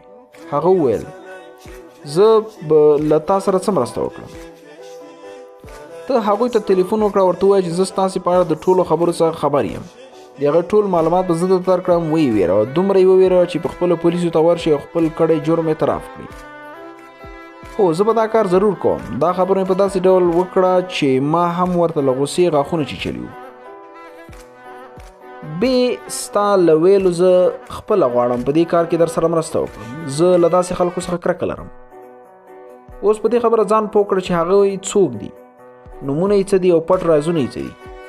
بیا هغه سیوري راته د هغوی نومونه، ادرس او د ټلیفون شمیرې راکړې او نور یې د هغوی په اړه پوره معلومات راکړل چې څه ډول یې اړیکې جوړې کړي. د هغوی د شخصي ژوند په باره کې یوه پوه کړم چې څه ډول عادتونه لري، څه شی خوښوي، څه. خلاصه دا چې د هغوی مکمل تصویر راته مجسم کړ. فرض کړه که زه د دا ټول کارونه ترسره کړم، ما ته به یې څه ګټوي؟ ما ترې وپوښتل. ستا به همدا کړی چې نور به له تا سره نه یم، نور به مې په هر ځای کې شتون نه احساسوي او آزاد به یم. ډېره ښه ده، زه در سره په دې کار کې مرسته کوم. ډاډ مې ورکړ، مننه یې راڅخه وکړه او له سترګو مې پناه شو. له پناه کېدو سره یې ما یو ډول د ازادۍ احساس وکړ. خو د ازادۍ لږ وخت و، پوره ازادي به هغه وخت وای چې ما یې ټول کار سره ته رسولی وی. له هغه سره ټولې کړې خبرې مې پټې وساتلې. دا راز مې له هیچا سره شریک نه کړ. غوښتل مې د هغه راسپارل شوې دنده په ښه ډول ترسره کړم.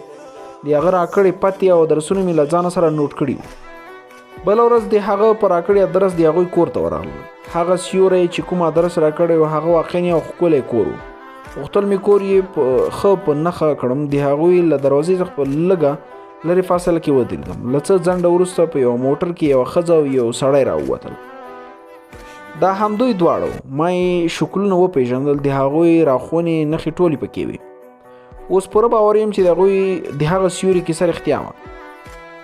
د هغوی د موټر له وتلو وروسته د کور دروازې ته ورغلم. یو پیردار ولاړ و. زما ترې پوښتنه وکړه، الطاف صاحب په کور کې دی؟ هغه اوس له کوره ووت. پیردار وویل. دا هم واضح شوه چې د هغه نوم الطاف و. هغه یو سیوری همدغه نوم راښودلی و. د دې لپاره چې پوره پوه شم یوه بله پوښتنه مې ترې وکړه، مېرمن نزت خو به کور کې وي؟ نه، هغه نزت هم ورسره ولاړه. پیردار وویل. اوس راته دا خبره هم روښانه شوې وه چې د مېرمنې نوم نزت و. نورو زما کار د هغې دندې سرته رسول و. د هغوی دواړو نه د هغوی د کړي جرم حساب غوښتل او د هغه بیچاره د وژنې قصد اخیستل و چې روح یې اوس هم د بدل اخیستنې په اور کې سوځېده. کور ته راغلم او په دې اړه مې فکر کاوه چې څه ډول د کار پیل وکړم. له نامعلومه ځایه څخه ټلیفون دا کار غوره به وي. په دې کار مې هغوی دواړه په ډېره اسانۍ ویرولی شو. همداسې مې وکړل. یو شپه مې له یو ټلیفون خانې څخه په راکړل شوې شمېره د هغوی کور ته زنګ وواهه. دا شمېره هغه سیوري راکړې وه. له هغې خوا د ټلیفون غږ یوې ښځې پورته کړی. زه باوري وم دا به هماغه بې وفا نزت وه. بلې زه د نزت سره کار لرم. ما خپل غږ بدل کړی و تر څو مې ونه پېژني. د نزت سره د څه کار دی؟ هغې پوښتنه وکړه. غواړم څه خبرې ورسره وکړم. نزت؟ زه نزت یم. څه ویل غواړې؟ که ته نزت یې نو دا خبره مه هېروه چې ستا جنایتونه تر ډېره پټ نشي پاتې کېدلی. ته څوک یې او د کوم جنایت خبره کوي؟ د ټلیفون غوږۍ مې کېښوده. د اوس لپاره همدومره خبرې بس وي. اوس به په دې ډاډه وم چې هغه مې ویرولې وه او کله چې خپل میړه ته د کوم نامعلوم ټلیفون خبره وکړي هغه به هم نارامه شي. اوس مې باید راتلونکي کارونه ښه پلان کړی وای، ځکه په یو حساب خو ما هم یو ناوړه عمل سرته رسوه. هیڅ وخت به مې له یو ځای څخه ټلیفون نه کاوه. هر ځل به مې ځای بدلوه. په دې کار سره زما د پیژندنې چانس کمېده. بله شپه مې بیا له یو ځایه نه ورته ټلیفون وکړ او دا ځل یوه سړي جیب کړ. زه له الطاف سره کار لرم. ما ورته ویل. هغه وویل زه خپل الطاف یم. ښاغلی الطافه، د خپل عمر محاسبې ته تیار شه. ما ورته وویل دا څه ګډوډي وایې؟ ته مخکې هم ټلیفون کړی و. ته څوک یې؟ زه چې هر څوک یم نور به د هره ورځ په ټلیفون خبر اخلم. ما نشي پېژندلی. ټلیفون مې کېښود. اوس مې یو ډول خوښي محسوسوله. هغوی مې پوره ناارامه کړي وو. په همدې شپه هغه سیوري مې بیا ولیده. هغه د لوګي په څېر یو انسان ډوله شکل. د حیرانۍ خبره خو دا وه چې دا ځل ترې وېرېدلی نه وم، بلکې داسې مې ګڼه لکه د یو نږدې خپلوان یا ملګري سره چې وینم. لومړی د راسپارل شوي کار پوښتنه راځینې وکړه. ټوله کیسه مې ورته وکړه، تېره کړه. چې څرنګه مې له کوم ځای ورته ټلیفونونه کړي هغه مې له کار راضي ښکارېده. ویل یې زه پوهېدم چې دا کار بې له تا بل چا دومره ښه نشو ترسره کولی. زه له تا خوشحاله یم، همداسې په ویره کې وساته. ته فکر مه کوه، زه به هغوی همداسې تر فشار لاندې ساتم. اوس مې خپله هم له دې لوبې یو ډول خوند اخیست. هغه مې له کاره خوښ برېښېده، پوهېده چې کار یې په ښه شان ترسره کوم. ستا راتلونکی کار به دا وي چې هغو ته به د هغوی پټې خبرې ور یادوي. هغه ما چې درته کړي وي، یعنې دا چې نظت به له چا سره په چکر تلله، له چا سره به په ساعتونو په هوټلونو کې کېنسته، او زه پوه شم زما راتلونکی پلان به همدا وي. زه به ژوند په قرار ورترېښوم او د خپل عمر سزا به ویني. په مننه یې له ما رخصت واخیست. اوس مې یو بله خبره محسوس کړې وه. څومره چې د ده راسپارل شوې دنده کې پر مخ تللم، هغومره مې یو ډول جسمي او روحي راحت احساسوه. داسې مې ګڼل لکه دا ستونزه نه بلکې زما خپله مسله وه. درېم ماښام مې بیا ورته ټلیفون کړی و. دا ځل بیا ښځینه غږ و. ما یې غږ پېژندلی و. نظت مې په بدل غږ مخاطب کړه. ټلیفون مه بندوه، ته څوک یې او له موږه څه غواړې؟ زه چې هر څوک یم په تا پورې اړ نه لري چې پوښتنه وکړي، ما ورته وویل. دا خبر واوره، که مېړه دې له هغو رازونو چې له ما سره تاریخواره پراته دي خبر کړم چې ته به له چا سره په کومو ځایونو کې ګرځېدې، پوهېږې څه به در پېښ شي. هغه چوپ وه. ما د ټلیفون غوږۍ کېښوده. اوس نو یو ډول په خپل هدف کې بریالی شوی وم. د هغې له چوپتیا څرګندېده چې څومره وېرېدلې وه. دا ټلیفون مې له یو بل ځای کړی و. زه چې له ټلیفون ځای څخه راووتم، هغه سیوری مې یو ځل بیا خواته راغی. ټول جریان مې ورته تېر کړ. له ډېرې خوشحالۍ نه یې په کټ وخندل. په دې وخت کې مې پام شو چې د شاوخوا روانو خلکو راته په ځیر کتل. زه له هغه سیوري سره په څه خبرو بوخت وم. هغوی به په ما باندې کوم لیوني ګمان کړی و، ځکه هغه یوازې ما ته ښکارېده، بل چا ته نشو ښکارېدلی. کور ته راغلم، په کټ کې وغځېدم. په دغه شپه مې یو ډېر ښکلی خوب ولیده. وینم چې پادشاه شوی یم. ډېر خلک مې په وړاندې په ادب ولاړ دي. زه په ښکلي شاهي لباس کې په یوه دبدبه او پرتم ولاړ یم، او سهار د خپلې دروازې په ټک بیدار شم. خدای زده په دې خړې سهار به څوک وو. دروازې مې پرانیسته. د هغوی په لیدو ډېر حیران شوم. هغوی ښځه او مېړه دواړه زما مخ ته ولاړ وو. تاسې یاست؟ تاسې د څه لپاره راغلي؟ دا پوښتنه مې ترې په داسې حال کې کړې وې چې زه هم نه پوهېدم چې څه ووایم. ولې سلیم صاحب، زموږ په راتګ خو بندیز نه و؟ نظت په مسکا وویل. نه راځئ هر کله راشئ. هغوی مې خونې ته راننوتل. دواړو راته حیران کتل.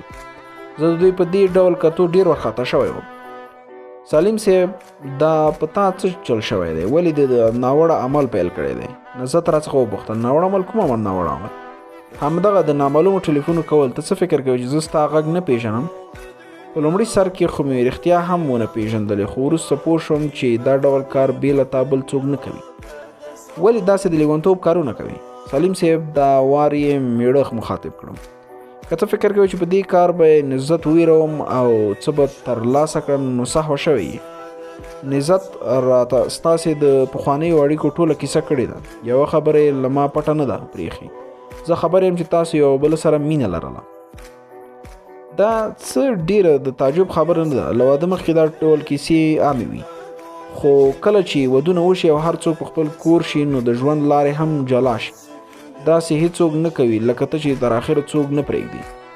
د التاب خبرې لا خلاصې نه وې، نظت ترې وار ونیو. ګوره سلیم صاحب، ستاسې په څېر مذهب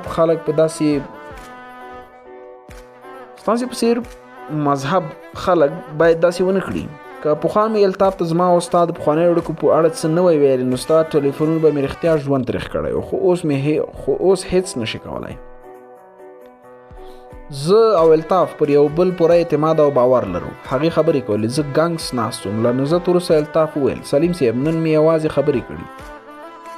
که بیا دې داسې څه وکړه، مجبور یم قانون ته دې په لاس ورکړم. نور دې خوښه.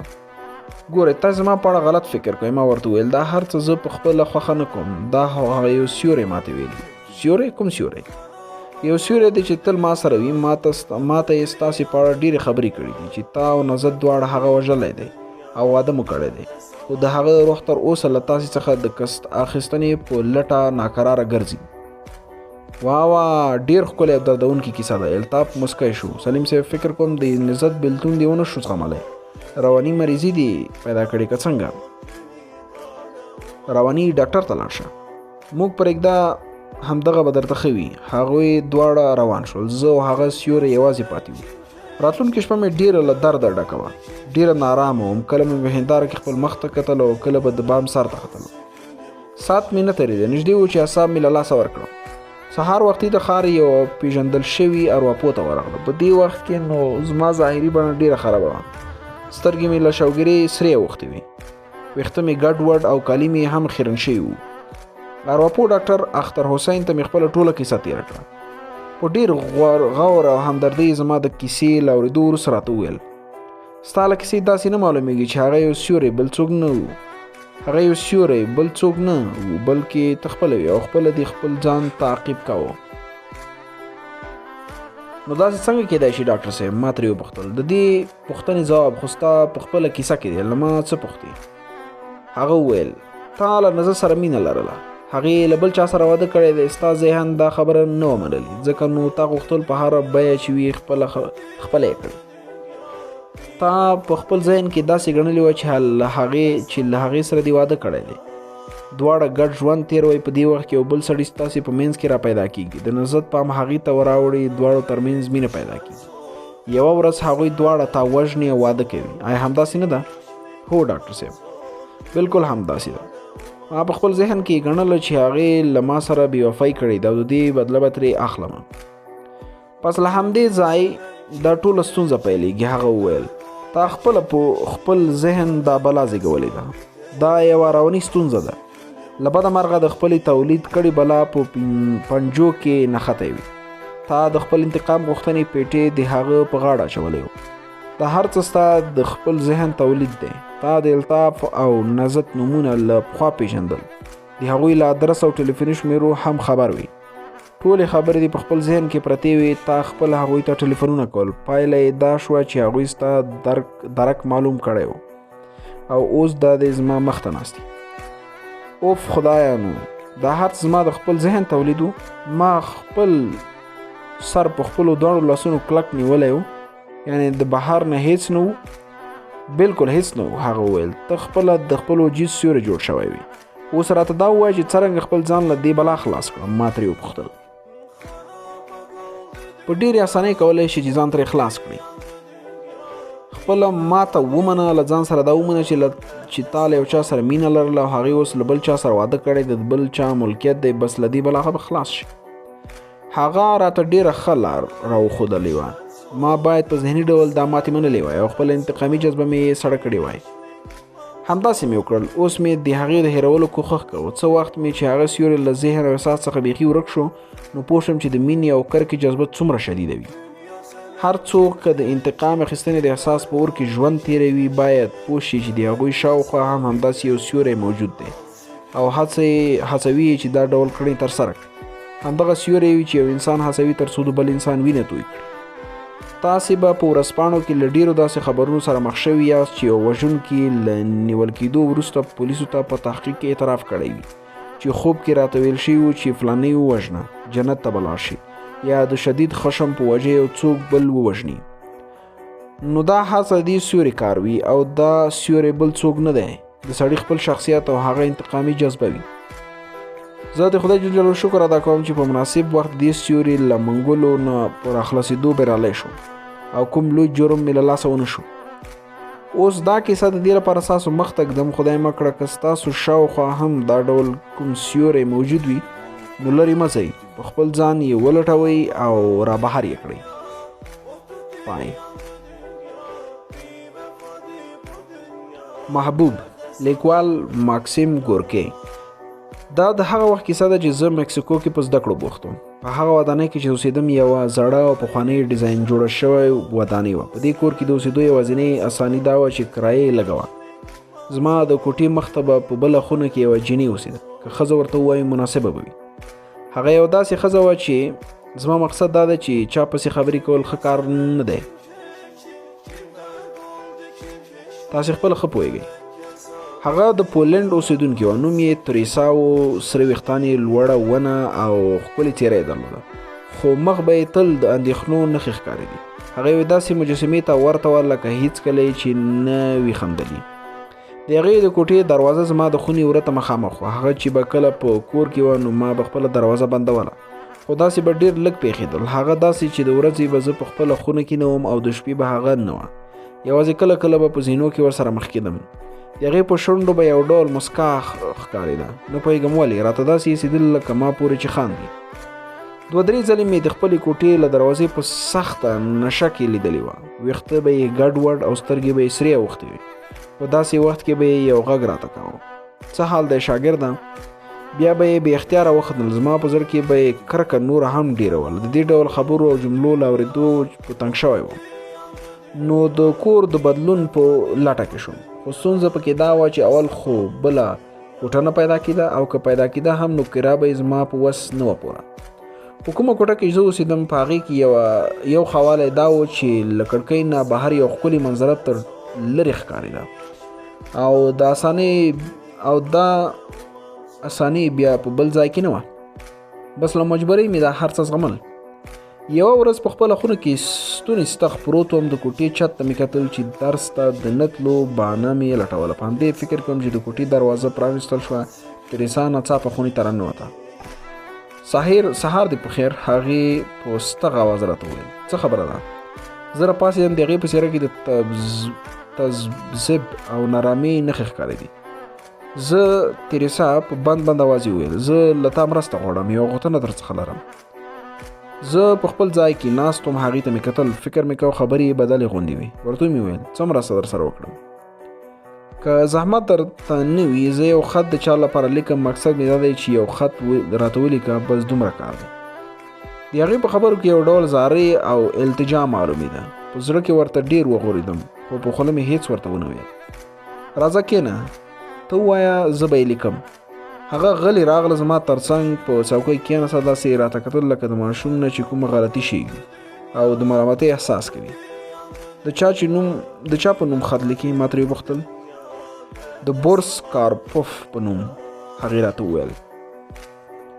هغه په وارسا کې اوسېږي، په 3 مرکزي واټ کې. د کور نمبر یې 312 دی. ښه وایه، څه ورته ولیکم؟ زما ګرانه بورسا، هغې وویل. زما ګرانه محبوبه، په خدای دې په خپل امان کې وساته. ای زما د زړه واکداره، دا ډېر وخت وشو، ولې راته کوم خط نه رالیږي؟ آیا تا ته دې خپله وړه کوتره نه در یادېږي؟ یوازې ستا تریسا. ما په ډېرې سختۍ خپله خندا ټینګه کړه. وړه کوتره، تا پسې خپل فکر وکړې. آیا کوتره داسې اوږده وي، د هغې لاسونه داسې د کاڼې په څېر کلک وي او په میاشتو خیره نه وي لکه دا چې ده؟ ځان مې ټینګ کړ. پوښتنه مې ترې وکړه: دا بورس څوک دی؟ بورس کارپوف په سخته لهجه یې ګوندې زما غلطي را اصلاح کړه چې پوره نوم یې واخلم. وویل: یو ځوان دی. ځوان؟ هو. ته ولې حیران شوې؟ آیا زما غوندې جنۍ کوم ځوان ملګری نشي لرلی؟ ما یې مخ ته په غور وکتل. هغې ځان ته د جنۍ خطاب کوه. ما به څه ویلي وای؟ ورته مې وویل: ولې نه، په دې نړۍ کې ډېر څه شوني دي. له څه وخته دې ملګری دی؟ له 6 کالو راهیسې. هغې ځواب راکړ: د زړه له تله درنه مننه کوم چې خط دې راته ولیکه. ستا که هر ډول خدمت مې په زغرده یې راته ویلی شي، که د کمیز ګنډل وي یا د کومه تڼۍ شلیدل وي. ما هم ترې مننه وکړه. ورته مې وویل: تر اوس خو کوم ضرورت نه لرم، که ضرورت ولرم خامخا به یې درته ووایم. ښه ولاړه. 2 اونۍ تېرې شوې. یوه ماښام په خپله خونه کې د کړکۍ تر څنګ ولاړ وم. بهر ته مې کتل. یو څه فکر مې کاوه. زړه مې لږ تنګ و. موسم هم ښه نه و.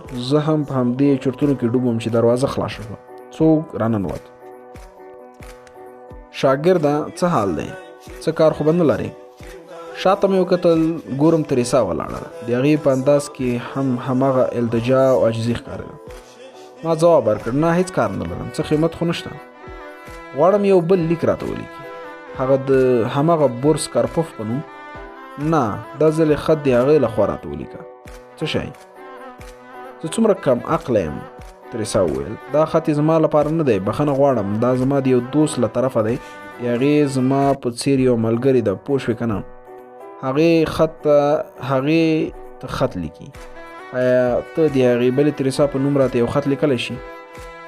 زه ورته ځیر شوم، د هغې په څېره کې د غم نښې معلومې دي، ګوتې یې لړزېدې. اوس یو څه پوه شوی یم چې څه کیسه ده. ما ته وګوره دا څه کیسه ده، زه پوهېږم ته له ما څه خبرې پټوې، صحیح خبر راته نه کوي. فکر کوم بورس او تریسا هیڅ وجود نه لري، هسې فرضي نومونه دي. هیله کوم په دې ډول له ما سره د اړیکو ټینګولو هڅه ونه کړي. زما په دې خبرې رنګ سپین واوښت، هکه پکه ولاړه، هیڅ یې ونه ویل. زه یو ډول پښیمانه غوندې وشوم، ځکه ډېره ستوغه خبره مې له خولې ورته ووته. کیدای شي ما چې څه فکر کوه هسې به نه وه. ښاغلیه بېرته غلې شوه، لږه شیبه له دروازې سره ولاړه، بیا په بیړه ووته، خپله دروازه یې په زور بنده کړه. هغه واقعا په غوسه ښکارېده. په زړه کې مې د ملامتۍ احساس کوو. له ځانه سره مې پرېکړه وکړه چې ورځم بېرته یې پخلا کوم او د هغه په خوښه یو خط ورته لیکم. د هغې د کوټې دروازه مې خلاصه کړه، په کراره یې خونې ته ننوتم. هغه په څوکۍ کې ناسته وه، دواړه لاسونه یې مخ ته نیولي. زما له غږ سره ولړزېدم، له څوکۍ راپورته شوه، زما خواته راغله، سترګې یې سرې اوښتې وې، دواړه لاسونه یې زما په اوږو کېښودل. ویل زما خبره په غور واوره، داسې وبوله چې تریسا هم وجود نه لري او بورس هم، یوه خیالي کیسه ده. ستا یې له دې سره څه؟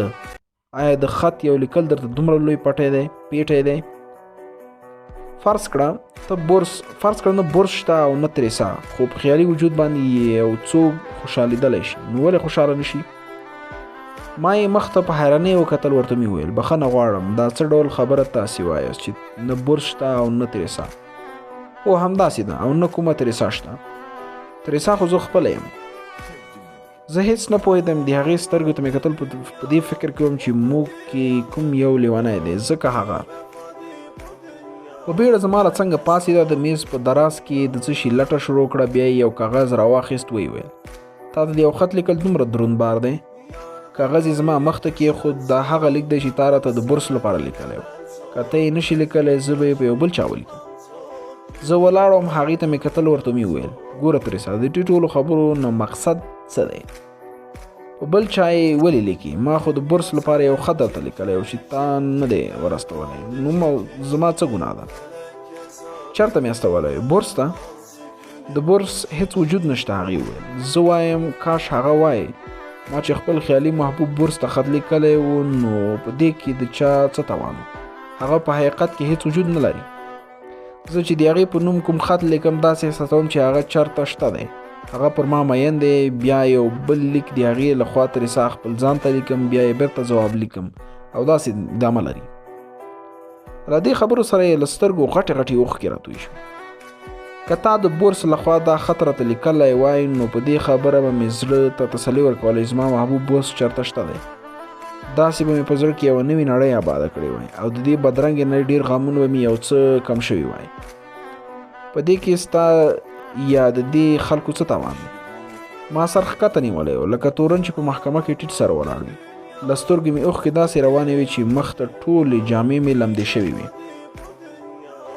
پای.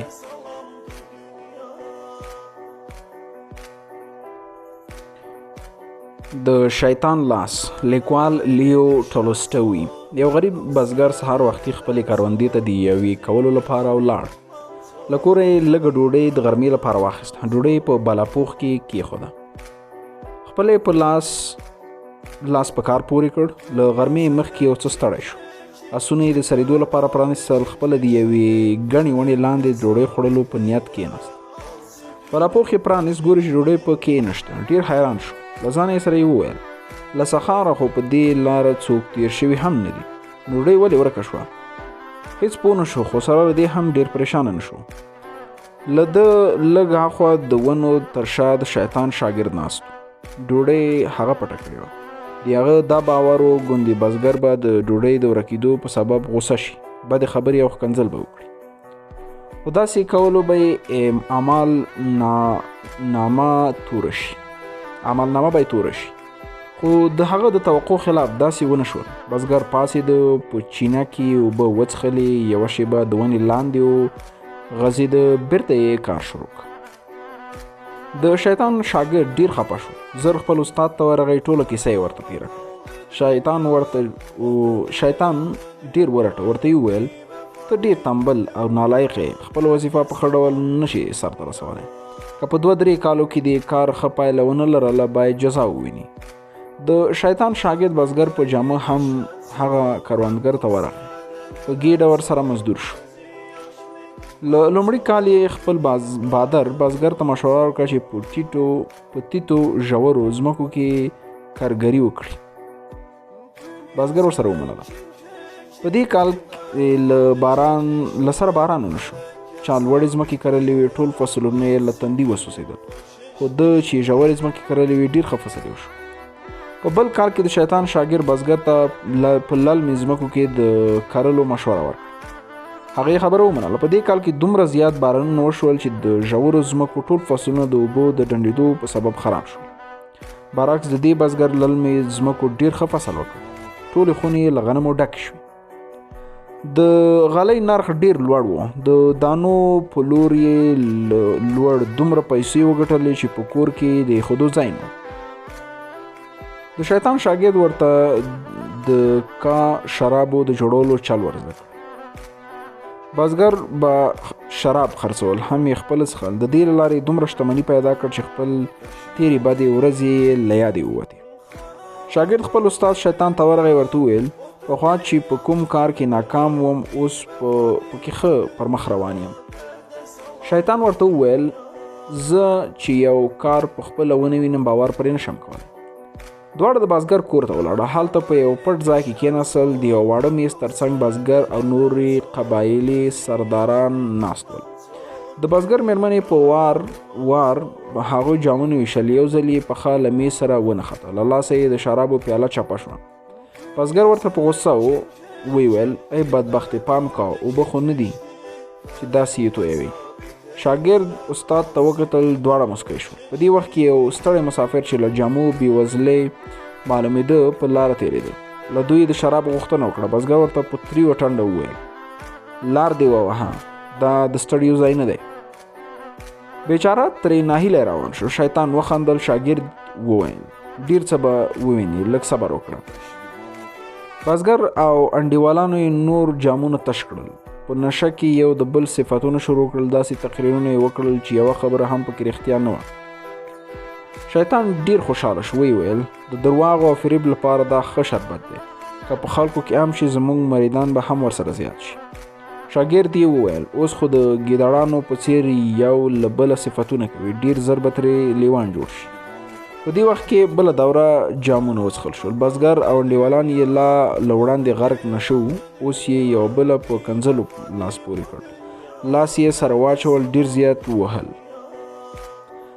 د چا چې کومه خواته مخه وه په هغې لورې ولاړل. بزګر له کوره بهر په خیرنو اوبو کې ولوېده. تورې خټې پر مخ او ویښتو وموښلې، د څارویو په څیر غړمبېده. شیطان د دې صحنې په لیدو ډېر خوشحاله شو. خپل شاګرد ته انعام ورکړ. پوښتنه یې ترې وکړه دا شربت دی له څه شي جوړ کړی دی؟ فکر کوم ډېر د وحشي ځناور وینه ده پکې ګډه کړې ده، ځکه چې په انسان کې د ځناورو خصلتونه راټوکوي. شاګرد ورته وویل استاد زه پوهېدم ما بزګر ته دومره غله او پیسې ورکړې چې د هغه له ضرورته ډېرې زیاتې وي. په انسان کې دا خصلتونه موجود وي، خو د رزق پریماني سره یې دا خصلتونه رابرسېره کېږي. بیا نو دې پر ځای چې د خدای پر نعمتونو شکر وباسي، د عیش عشرت، غلا، رشوت، زنا بې پتې لارو ته مخ کوي. شیطان د دې خبرې په اورېدو شاګرد ته د خپل لومړي مرستیال رتبه ورکړه. پای. خدای ته لیک. لیکوال ګریګوریو لوپتیز. د دې غرنۍ سیمې یوازینی کور د یوه واړه کمره د پاسه جوړ شوی و. د دې لوړ ځای نه لاندې د نخودو فصل او بهان د سیند له ورایه معلومېده. دې ځمکې ډېر ښه فصل کوه. یوازینی شی چې اوس ورته دا ځمکه اړ وه هغه باران و، یو ښه باران. لاین شو د خپلو پټیو له یوې لویشتې نه خبر و. هغه نن هیڅ کار نه و کړی. نن یې درسته ورځ د اسمان شمال ختیځ برخې ته ډېر کتل. مېرمنې ته یې وویل زه باور لرم نن به باران کېږي. مېرمن یې د غرمنۍ په تیارولو بوخته وه. ویې ویل خو که د خدای رضا وه. اوس یې لویان زامن او لوڼې په کرونده کې وو او کوچنیان یې د کور خواته په لوب اخته وو. میرمن یې ټولو ته ورغږ کړل چې ډوډۍ وخوري. دوی چې ډوډۍ ته کېناستل د نینشو اټکل رښتیا شو. د باران غټ غټ څاڅکي راښکته شول.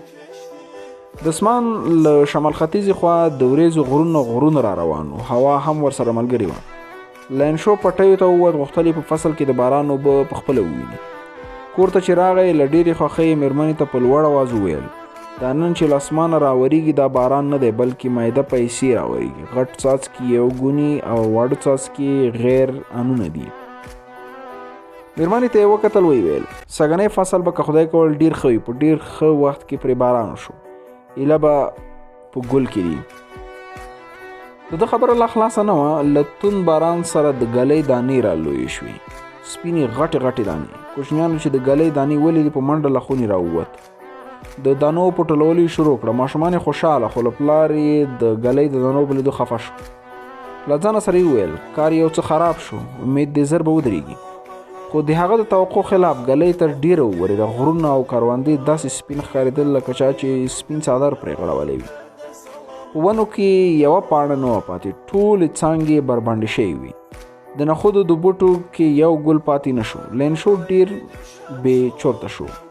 خپلو بچو ته یې وویل که په فصل مو حشراتو حمله کړې وای یو څه خو به راپاتې شوی وای. اوس خو هر څه له منځه ولاړل. دې ګلۍ خو له ولږې او نیستۍ سره مخ کړو. راتلونکې شپه یې د مېرمنې او لینشو لپاره ډېره ناهیلې شپه وه. مېرمنې ته یې وویل زموږ ټوله خواري په اوبو لاهو شو. اوس خو بې له خدای هېڅوک له موږ سره مرسته نشي کولی. د دې تریخ حقیقت له شتون سره بیا هم د هغوی په زړونو کې یوه پټه هیله موجوده وه او هغه د خدای د مرستې هیله وه. لنشو خپلو بچیو ته وویل په دې کې شک نشته چې هر څه له منځه ولاړه. همت مه بایلئ، ناهیلې کېږئ مه، هېڅوک له ولږې نه مري. د هغې یوازینۍ هیله د خدای تعالی مرسته وه. هغه پوهېده چې خدای په ټولو کارونو پوه او د هر چا له حاله خبر دی. لنشو یو خوارکښ سړی و. یو څه په لیک لوست هم پوهېده. خدای ډېر قوي عقیده لرله. خدای ته یې خط ولیکه ای خدایا که دې په دې سخت وخت کې مرسته مې ونه کړې او زه او کوچنیان مې له ولږې مرو، له موږ سره د 100 روپو مرسته وکړه چې بیرته خپله ځمکه جوړه کړم، بیا فصل وکړم او د نوي فصل تر رسېدو پورې ژوندی پاتې شو.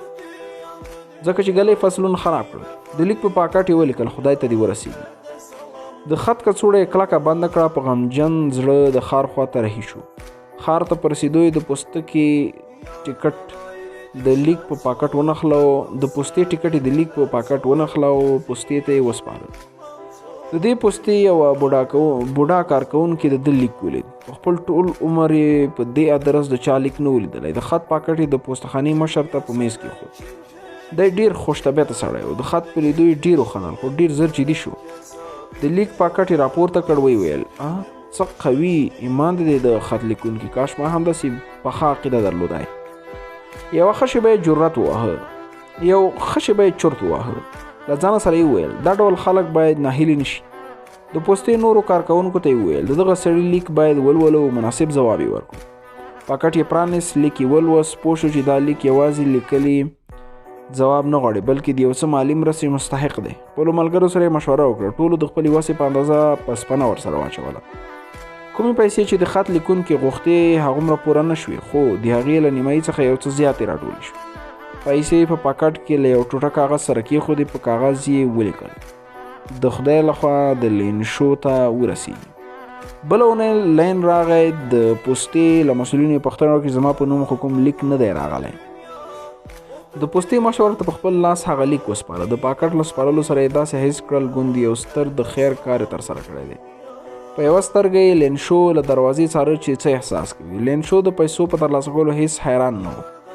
د هغه په دې خبره پوره باور و چې له خدای یې غوښتې دي ضرور به یې ترلاسه کوي. لینشو په یو ګوښه ځای کې کېناست، پیسې یې وشمېرلې. له ځانه سره یې وویل خدایه ته خو هیڅ وخت غلطي نه کوي او نه له تا سره د څه شي کمبود شته. له تا سره هر څه ډېر دي. ما چې در څخه غوښتې وي له هغې ډېرې هم راکولی شي. له یو څه فکر وروسته د پوستې له مسؤلینو کاغذ او قلم واخیستل او بل خط په لیکلو یې پیل وکړ. د تندې له کرښو یې داسې معلومېدل چې د جملو په جوړولو کې په ذهن ډېر زور اچوي. لیک یې په پاکټ کې کېښوده، د پوستې ټیکټ یې پرې ونښله او د پوستې په بکس کې یې واچوه. د هغه له تلو وروسته د پوستې کارکوونکو یې لیک راویست. په خط کې یې لیکلي وو: ای خدایه، ما چې څومره پیسې درڅخه غوښتې وي په هغې کې راته یوازې 80 روپۍ رارسېدلي دي. پاتې پیسې راته زر راواستوه چې اړتیا ورته لرم. خو یوه غوښتنه درنه بله لرم، او هغه دا چې پاتې پیسې راته د پوستې له لارې راوان نه لېږي، ځکه چې د پوستې ټول مسؤلین او کارکوونکي فاسد او لاسوهونکي دي. لین شو پای. چانټا د بلغاریایي لیکوال اورلین ویسلف لیکنه. بزګرانو غونډه مازدیګر پای ته رسېدلې، اوس لمر په ډوبېدو. زه او هغه محمل له دې سیمې څخه په خپله بګۍ کې روان شوي وو. زموږ د بګۍ اسونه په ورو روان وو. لارې یو څه مخ زوړې او خامه وه.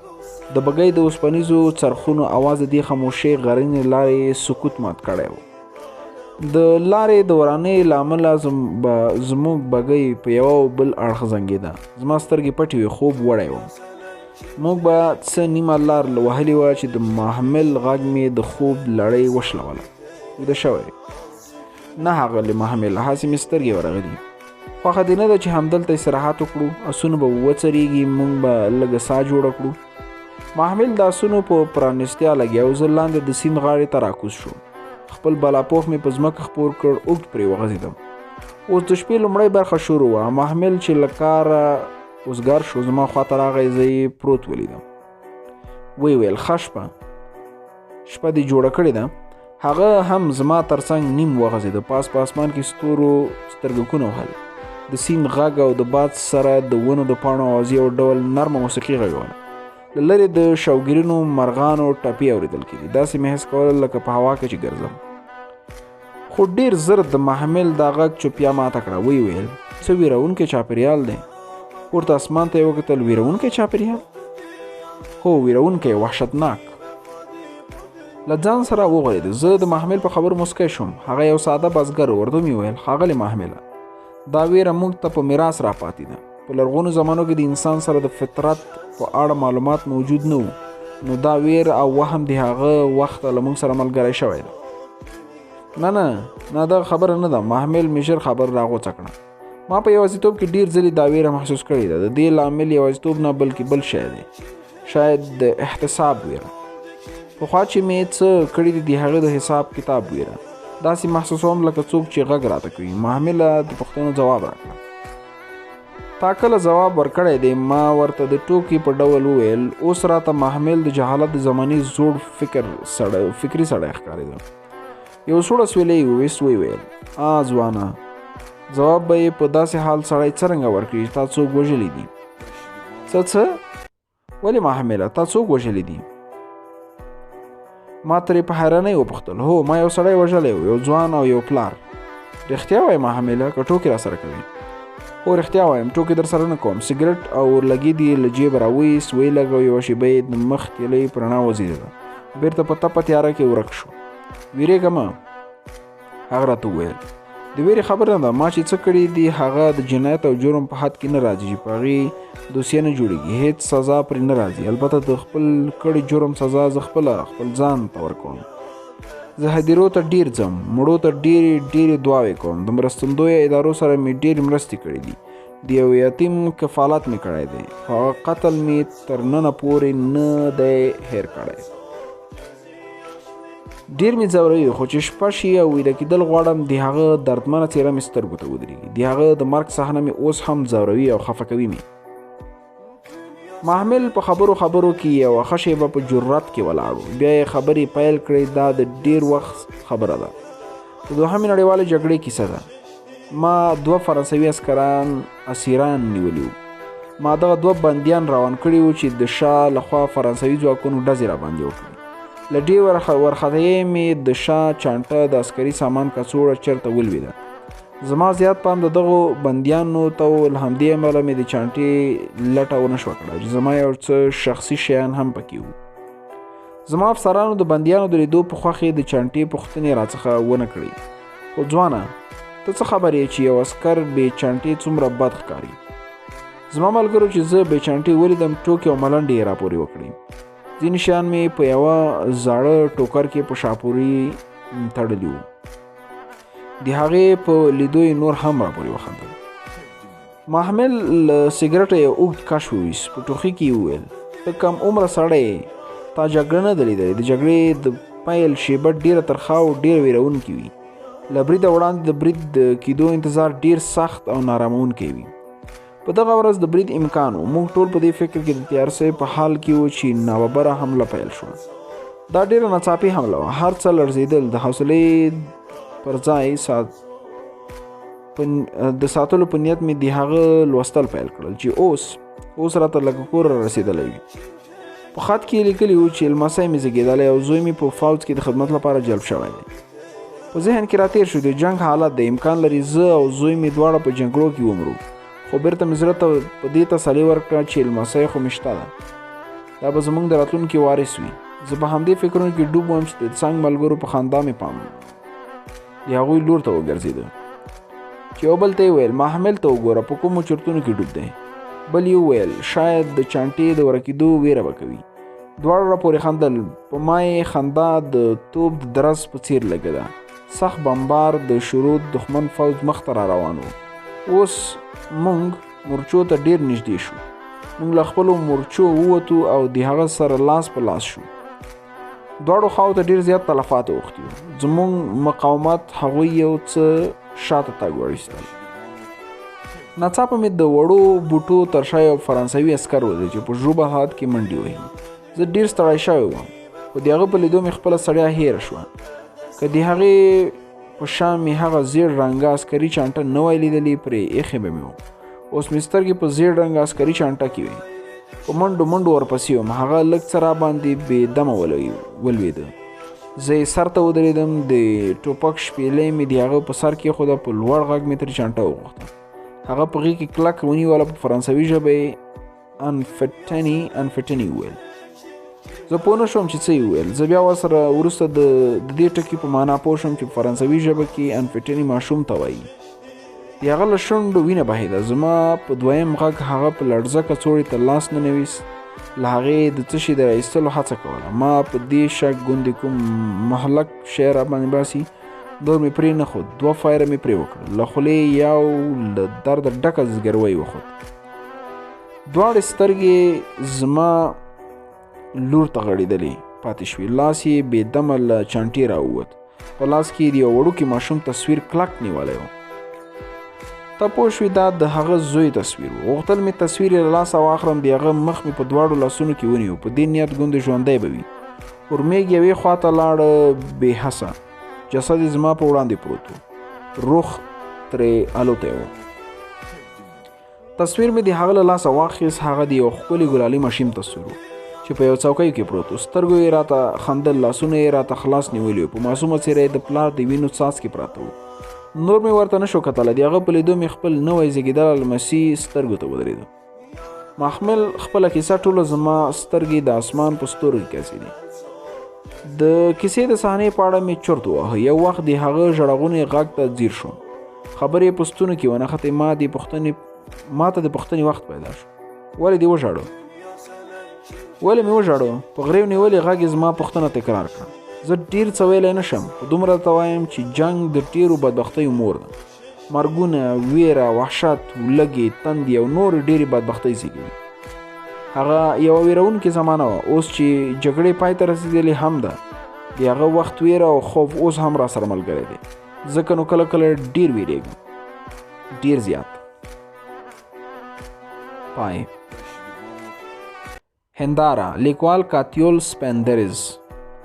په هغه ټولو پاچاهۍ کې یو داسې هنداره نه وه چې چا پکې مخ لیدلی وای. په هر ډول هندارو، غټو، وړو، دیوالي، لاسي او نورو هغو چې انسان پکې خپل ځان ته د ډول او سینګار لپاره کتلی وای، د دې هېواد د ملکي په امر ټولې ماتې شوې وې.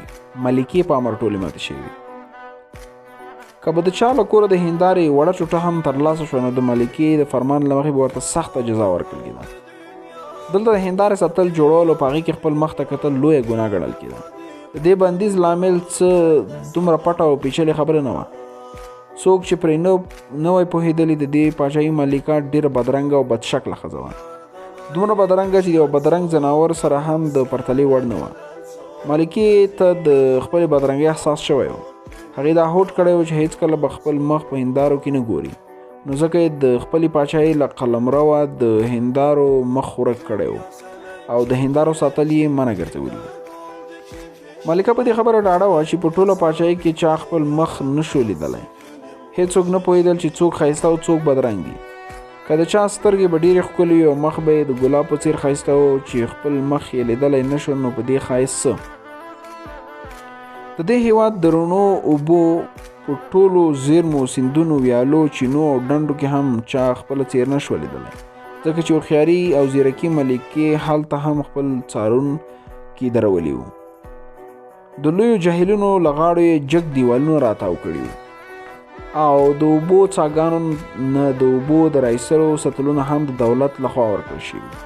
دا داسې لوښي وو چې چا په اوبو کې خپل مخ نه شو لیدلی. ملکې هر څه په ډېر دقت څارل. په ټوله پاچاهۍ کې چا نه شو ویلی چې زه ښایسته یم. په خلکو یې د ښکلا احساس ورک شوی و چې سترګو خپله څېره نه شوه لیدلی، نو د ښایست او بدرنګ توپیر به چا کړی وای. خو په دې وطن کې یو داسې پیغله هم وه چې ځان ورته ډېر ښایسته ښکارېده. د دې پیغلې نوم جنسټ و. د هغې یو مین و چې د هغې لپاره هنداره وه. مین به یې ورته ویل چې ډېره ښایسته یې، شونډې د بیاقوتو په څېر سرې دي، سترګې دې ډېرې ښکلې دي. هغه به د خپل مین په دې خبرو له شرمه تکه سره شوه. تل به یې په زړه کې دغه یو ارمان و چې کاش یوه هنداره وای او خپل مخ یې پکې لیدلی وای. د جنسټ او د هغې مین واده نږدې و. واده ته یې په شمار څو ورځې پاتې وې. هغه باغ ته د سیل لپاره راوتې وه. ګوري چې یو بدشکله خیرنه زړه سوالګره یې خواته راغله. هغه چې د جنسټ خواته رانږدې شوه په یو بد اواز یې وویل، اوه دا څه شی دي؟ دا څه وینم؟ جنس ترې وپوښتل، څه شی دي زړیا دی؟ څه شی دې لیدلی دي؟ چغې وخې، ته بدرنګه یې، ته ډېره بدرنګه یې. زړې سوالګرې خپلو سترګو ته لاس ونیو. ته درواغ یې، زه داسې نه یم. جنس ورته په ترخه مسکا ځواب ورکړ، اخ زما بدبختې لورې، ته هم داسې یې. څرنګه یې چې زه وایم، زه زړه ښځه یم، د کور په غاړه ولاړه یم. زه به ولې درواغ وایم؟ رښتیا وایم، په ټول عمر کې مې ستا په څېر بدرنګه څوک نه دی لیدلی. آیا رښتیا هم زه بدرنګه یم؟ هو رښتیا بدرنګه یې، دومره بدرنګه او بدصورته یې چې څه درته ووایم. د دې خبرې سره زړه بوډۍ له سترګو پناه شوه د دغې نجلۍ. دا به یقینا کومه بلا وه او بدرنګي ملکې به راستولې وه. د جنس په ښکلو سترګو کې اوښکې ځلېدې. د مڼې د ونې لاندې پرته وه، ژړلې. اوس یې په ذهن کې دې خبرې ځای نیولی و چې بدرنګه ده. خپله به یې له ځانه سره ویل چې بدرنګه یم. د هغې مین به ورته قسمونه خوړل او ویل به یې چې ته ډېره ښایسته یې، بلکې په دې ټوله پاچاهۍ کې دې ساری نشته. خو د جنس په خبرو باور نه کېده. هغې له واده هم انکار کړی. ویل یې زه بدرنګه یم، له تا سره واده نه کوم. ته په ما مین یې ځکه راته درواغ وایې چې زه ښکلې یم، خو زه اوس په ټول حقیقت پوه شوی یم. زه در سره واده نه کوم. د جنس مین به څه کړي وای؟ د زړې بدرنګې سوالګرې خبرې به یې څرنګه د خپلې معشوقې له ذهن لرې کړي وای. په ټوله پاچاهۍ کې له چا سره هنداره نه وه چې هغې پکې خپل مخ لیدلی وای. نه په ډېرو پیسو چا دا کار کولی شو. خو د جنس مین همت نه و بایللی. له ځانه سره یې دا هوډ کړی و چې له ملکې به د هندارې د کتو اجازه اخلي. همداسې یې وکړل. ملکې ته ورغلل. درباریانو ملکې ته خبر ورکړ چې 2 تنه له تا سره لیدل غواړي. څه خبره ده؟ دا خلک څوک دي او دلته څه لپاره راغلي دي؟ بدرنګې ملکې له ساتونکي وپوښتل. سترې ملکې، 2 غمجن مینان ستاسې په حضور کې ولاړ دي، فریاد لري. نو زه څه وکړم؟ د دوی له مینې سره یې زما څه پرې وکړم؟ سترې ملکې یوازې یو ځلې یو وار د هندارې د کتو اجازه غواړي. د یوه بدرنګې بلا په څېر یې غاښونه وچیچل. زړور مین د ملکې غوسې ته ونه کتل. ویې ویل، سترې ملکې، موږ وبخه، زه له تاسو د رحم غوښتنه کوم. د لږ ساعت لپاره زموږ غوښتنه ومنئ. دا پیغله چې ستاسې په حضور کې ولاړه دی په دې باور ده چې بدرنګه ده او تاسې هو دا رښتیا هم بدرنګه ده. ملکې خبره ورغوڅه کړه او په یوه پیکه خندا یې وویل، د دې جینۍ خبره رښتیا ده. ټول عمر مې د دې په څېر بدل شکله څوک نه ده لیدلی. د دې خبرې اورېدو سره د جنس زړه نږدې و چې وچ وي. اوس خو ورته بیخي د شک ځای پاتې نه و. د ملکې او د هغې بدرنګي سوالګرې خبره یو شان وه. له ډېر غم او خواشینۍ یې زړه ډوبېده. د جنس مین چې د ملکې له خولې د خپلې معشوقې د بدرنګي واورېدل، نو په لوړ غږ یې وویل، ملکه درواغ وایي، یا لیونی شوې ده. دومره ښکلې او ښایسته پیغلې ته بدرنګه وایي. ساتونکو د جنس مین د سترګو په رپ کې ونیو. ملکې جلاد ته اشاره وکړه چې جلاد راوړاندې شو تر څو د ملکې امر پر ځای کړي، خپله وظیفه ترسره کړي. جلاد ته یې حکم وکړ. جلاد خپله درانه او ځلېدونکې توره د ګزار لپاره پورته کړه چې د سرغړونکو سر پرې کړي. د تورې له پورته کېدو سره 2 ډوله چیغې لوړې شوې. لومړی هغه د جنس وه. هغه په ځان نه پوهېده چې چاته ده. سترګې یې پورته نیولې، په پړکنده او اوسپنیزه توره کې خپل تصویر لیدی او هغې له ډېرې خوښۍ چغې وهلې وه. هغه پوه شوې وه چې څومره ښکلې او ښایسته ده. بله چغه د ملکې وه.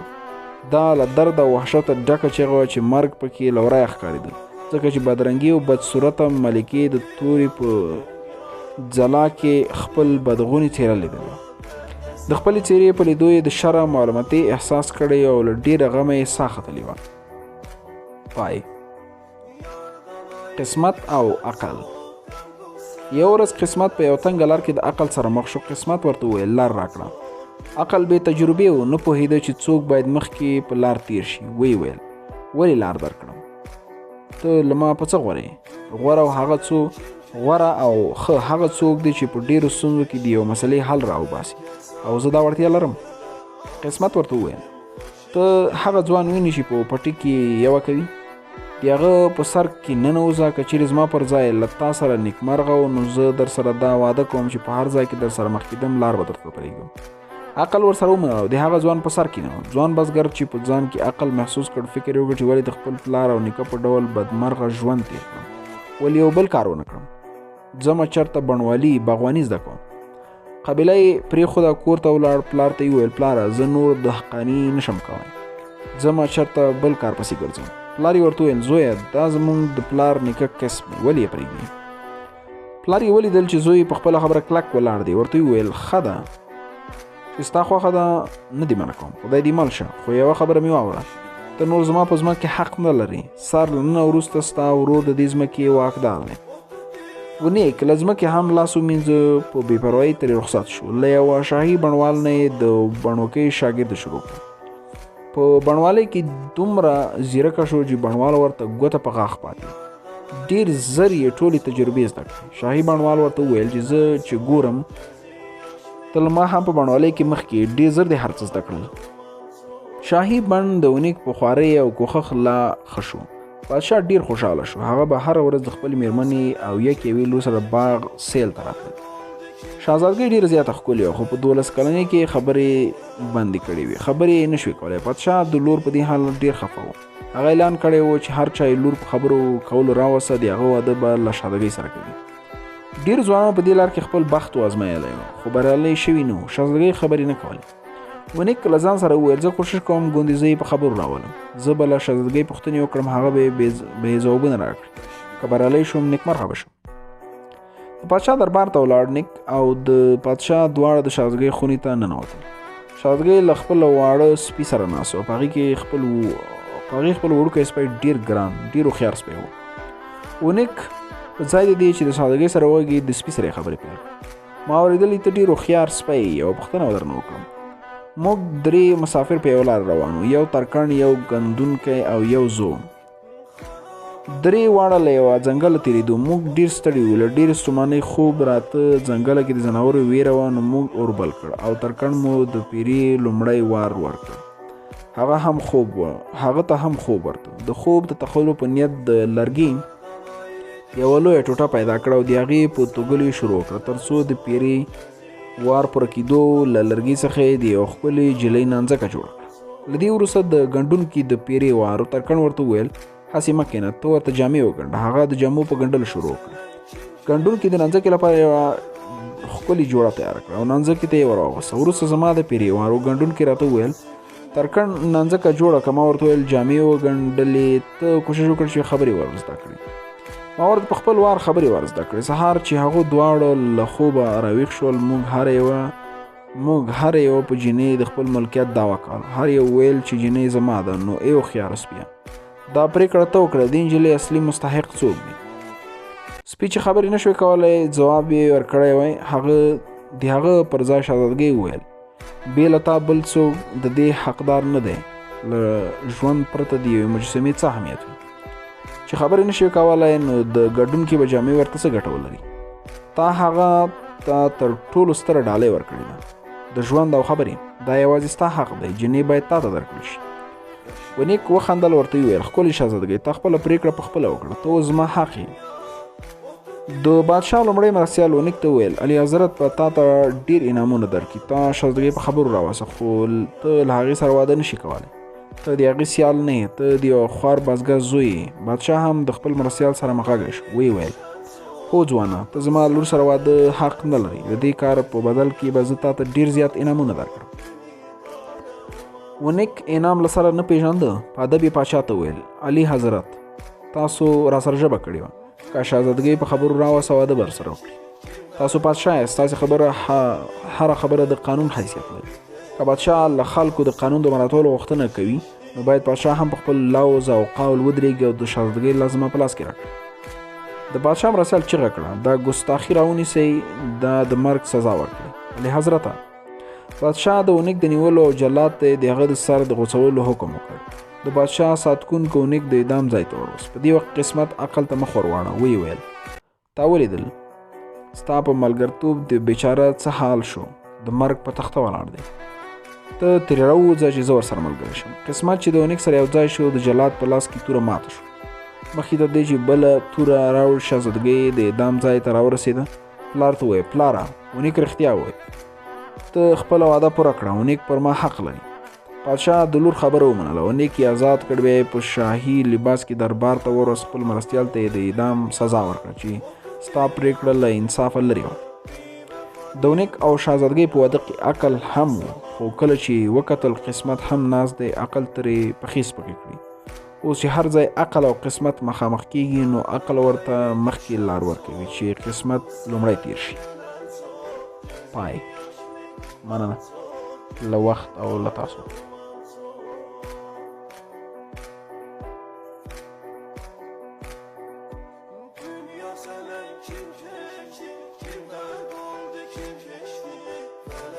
So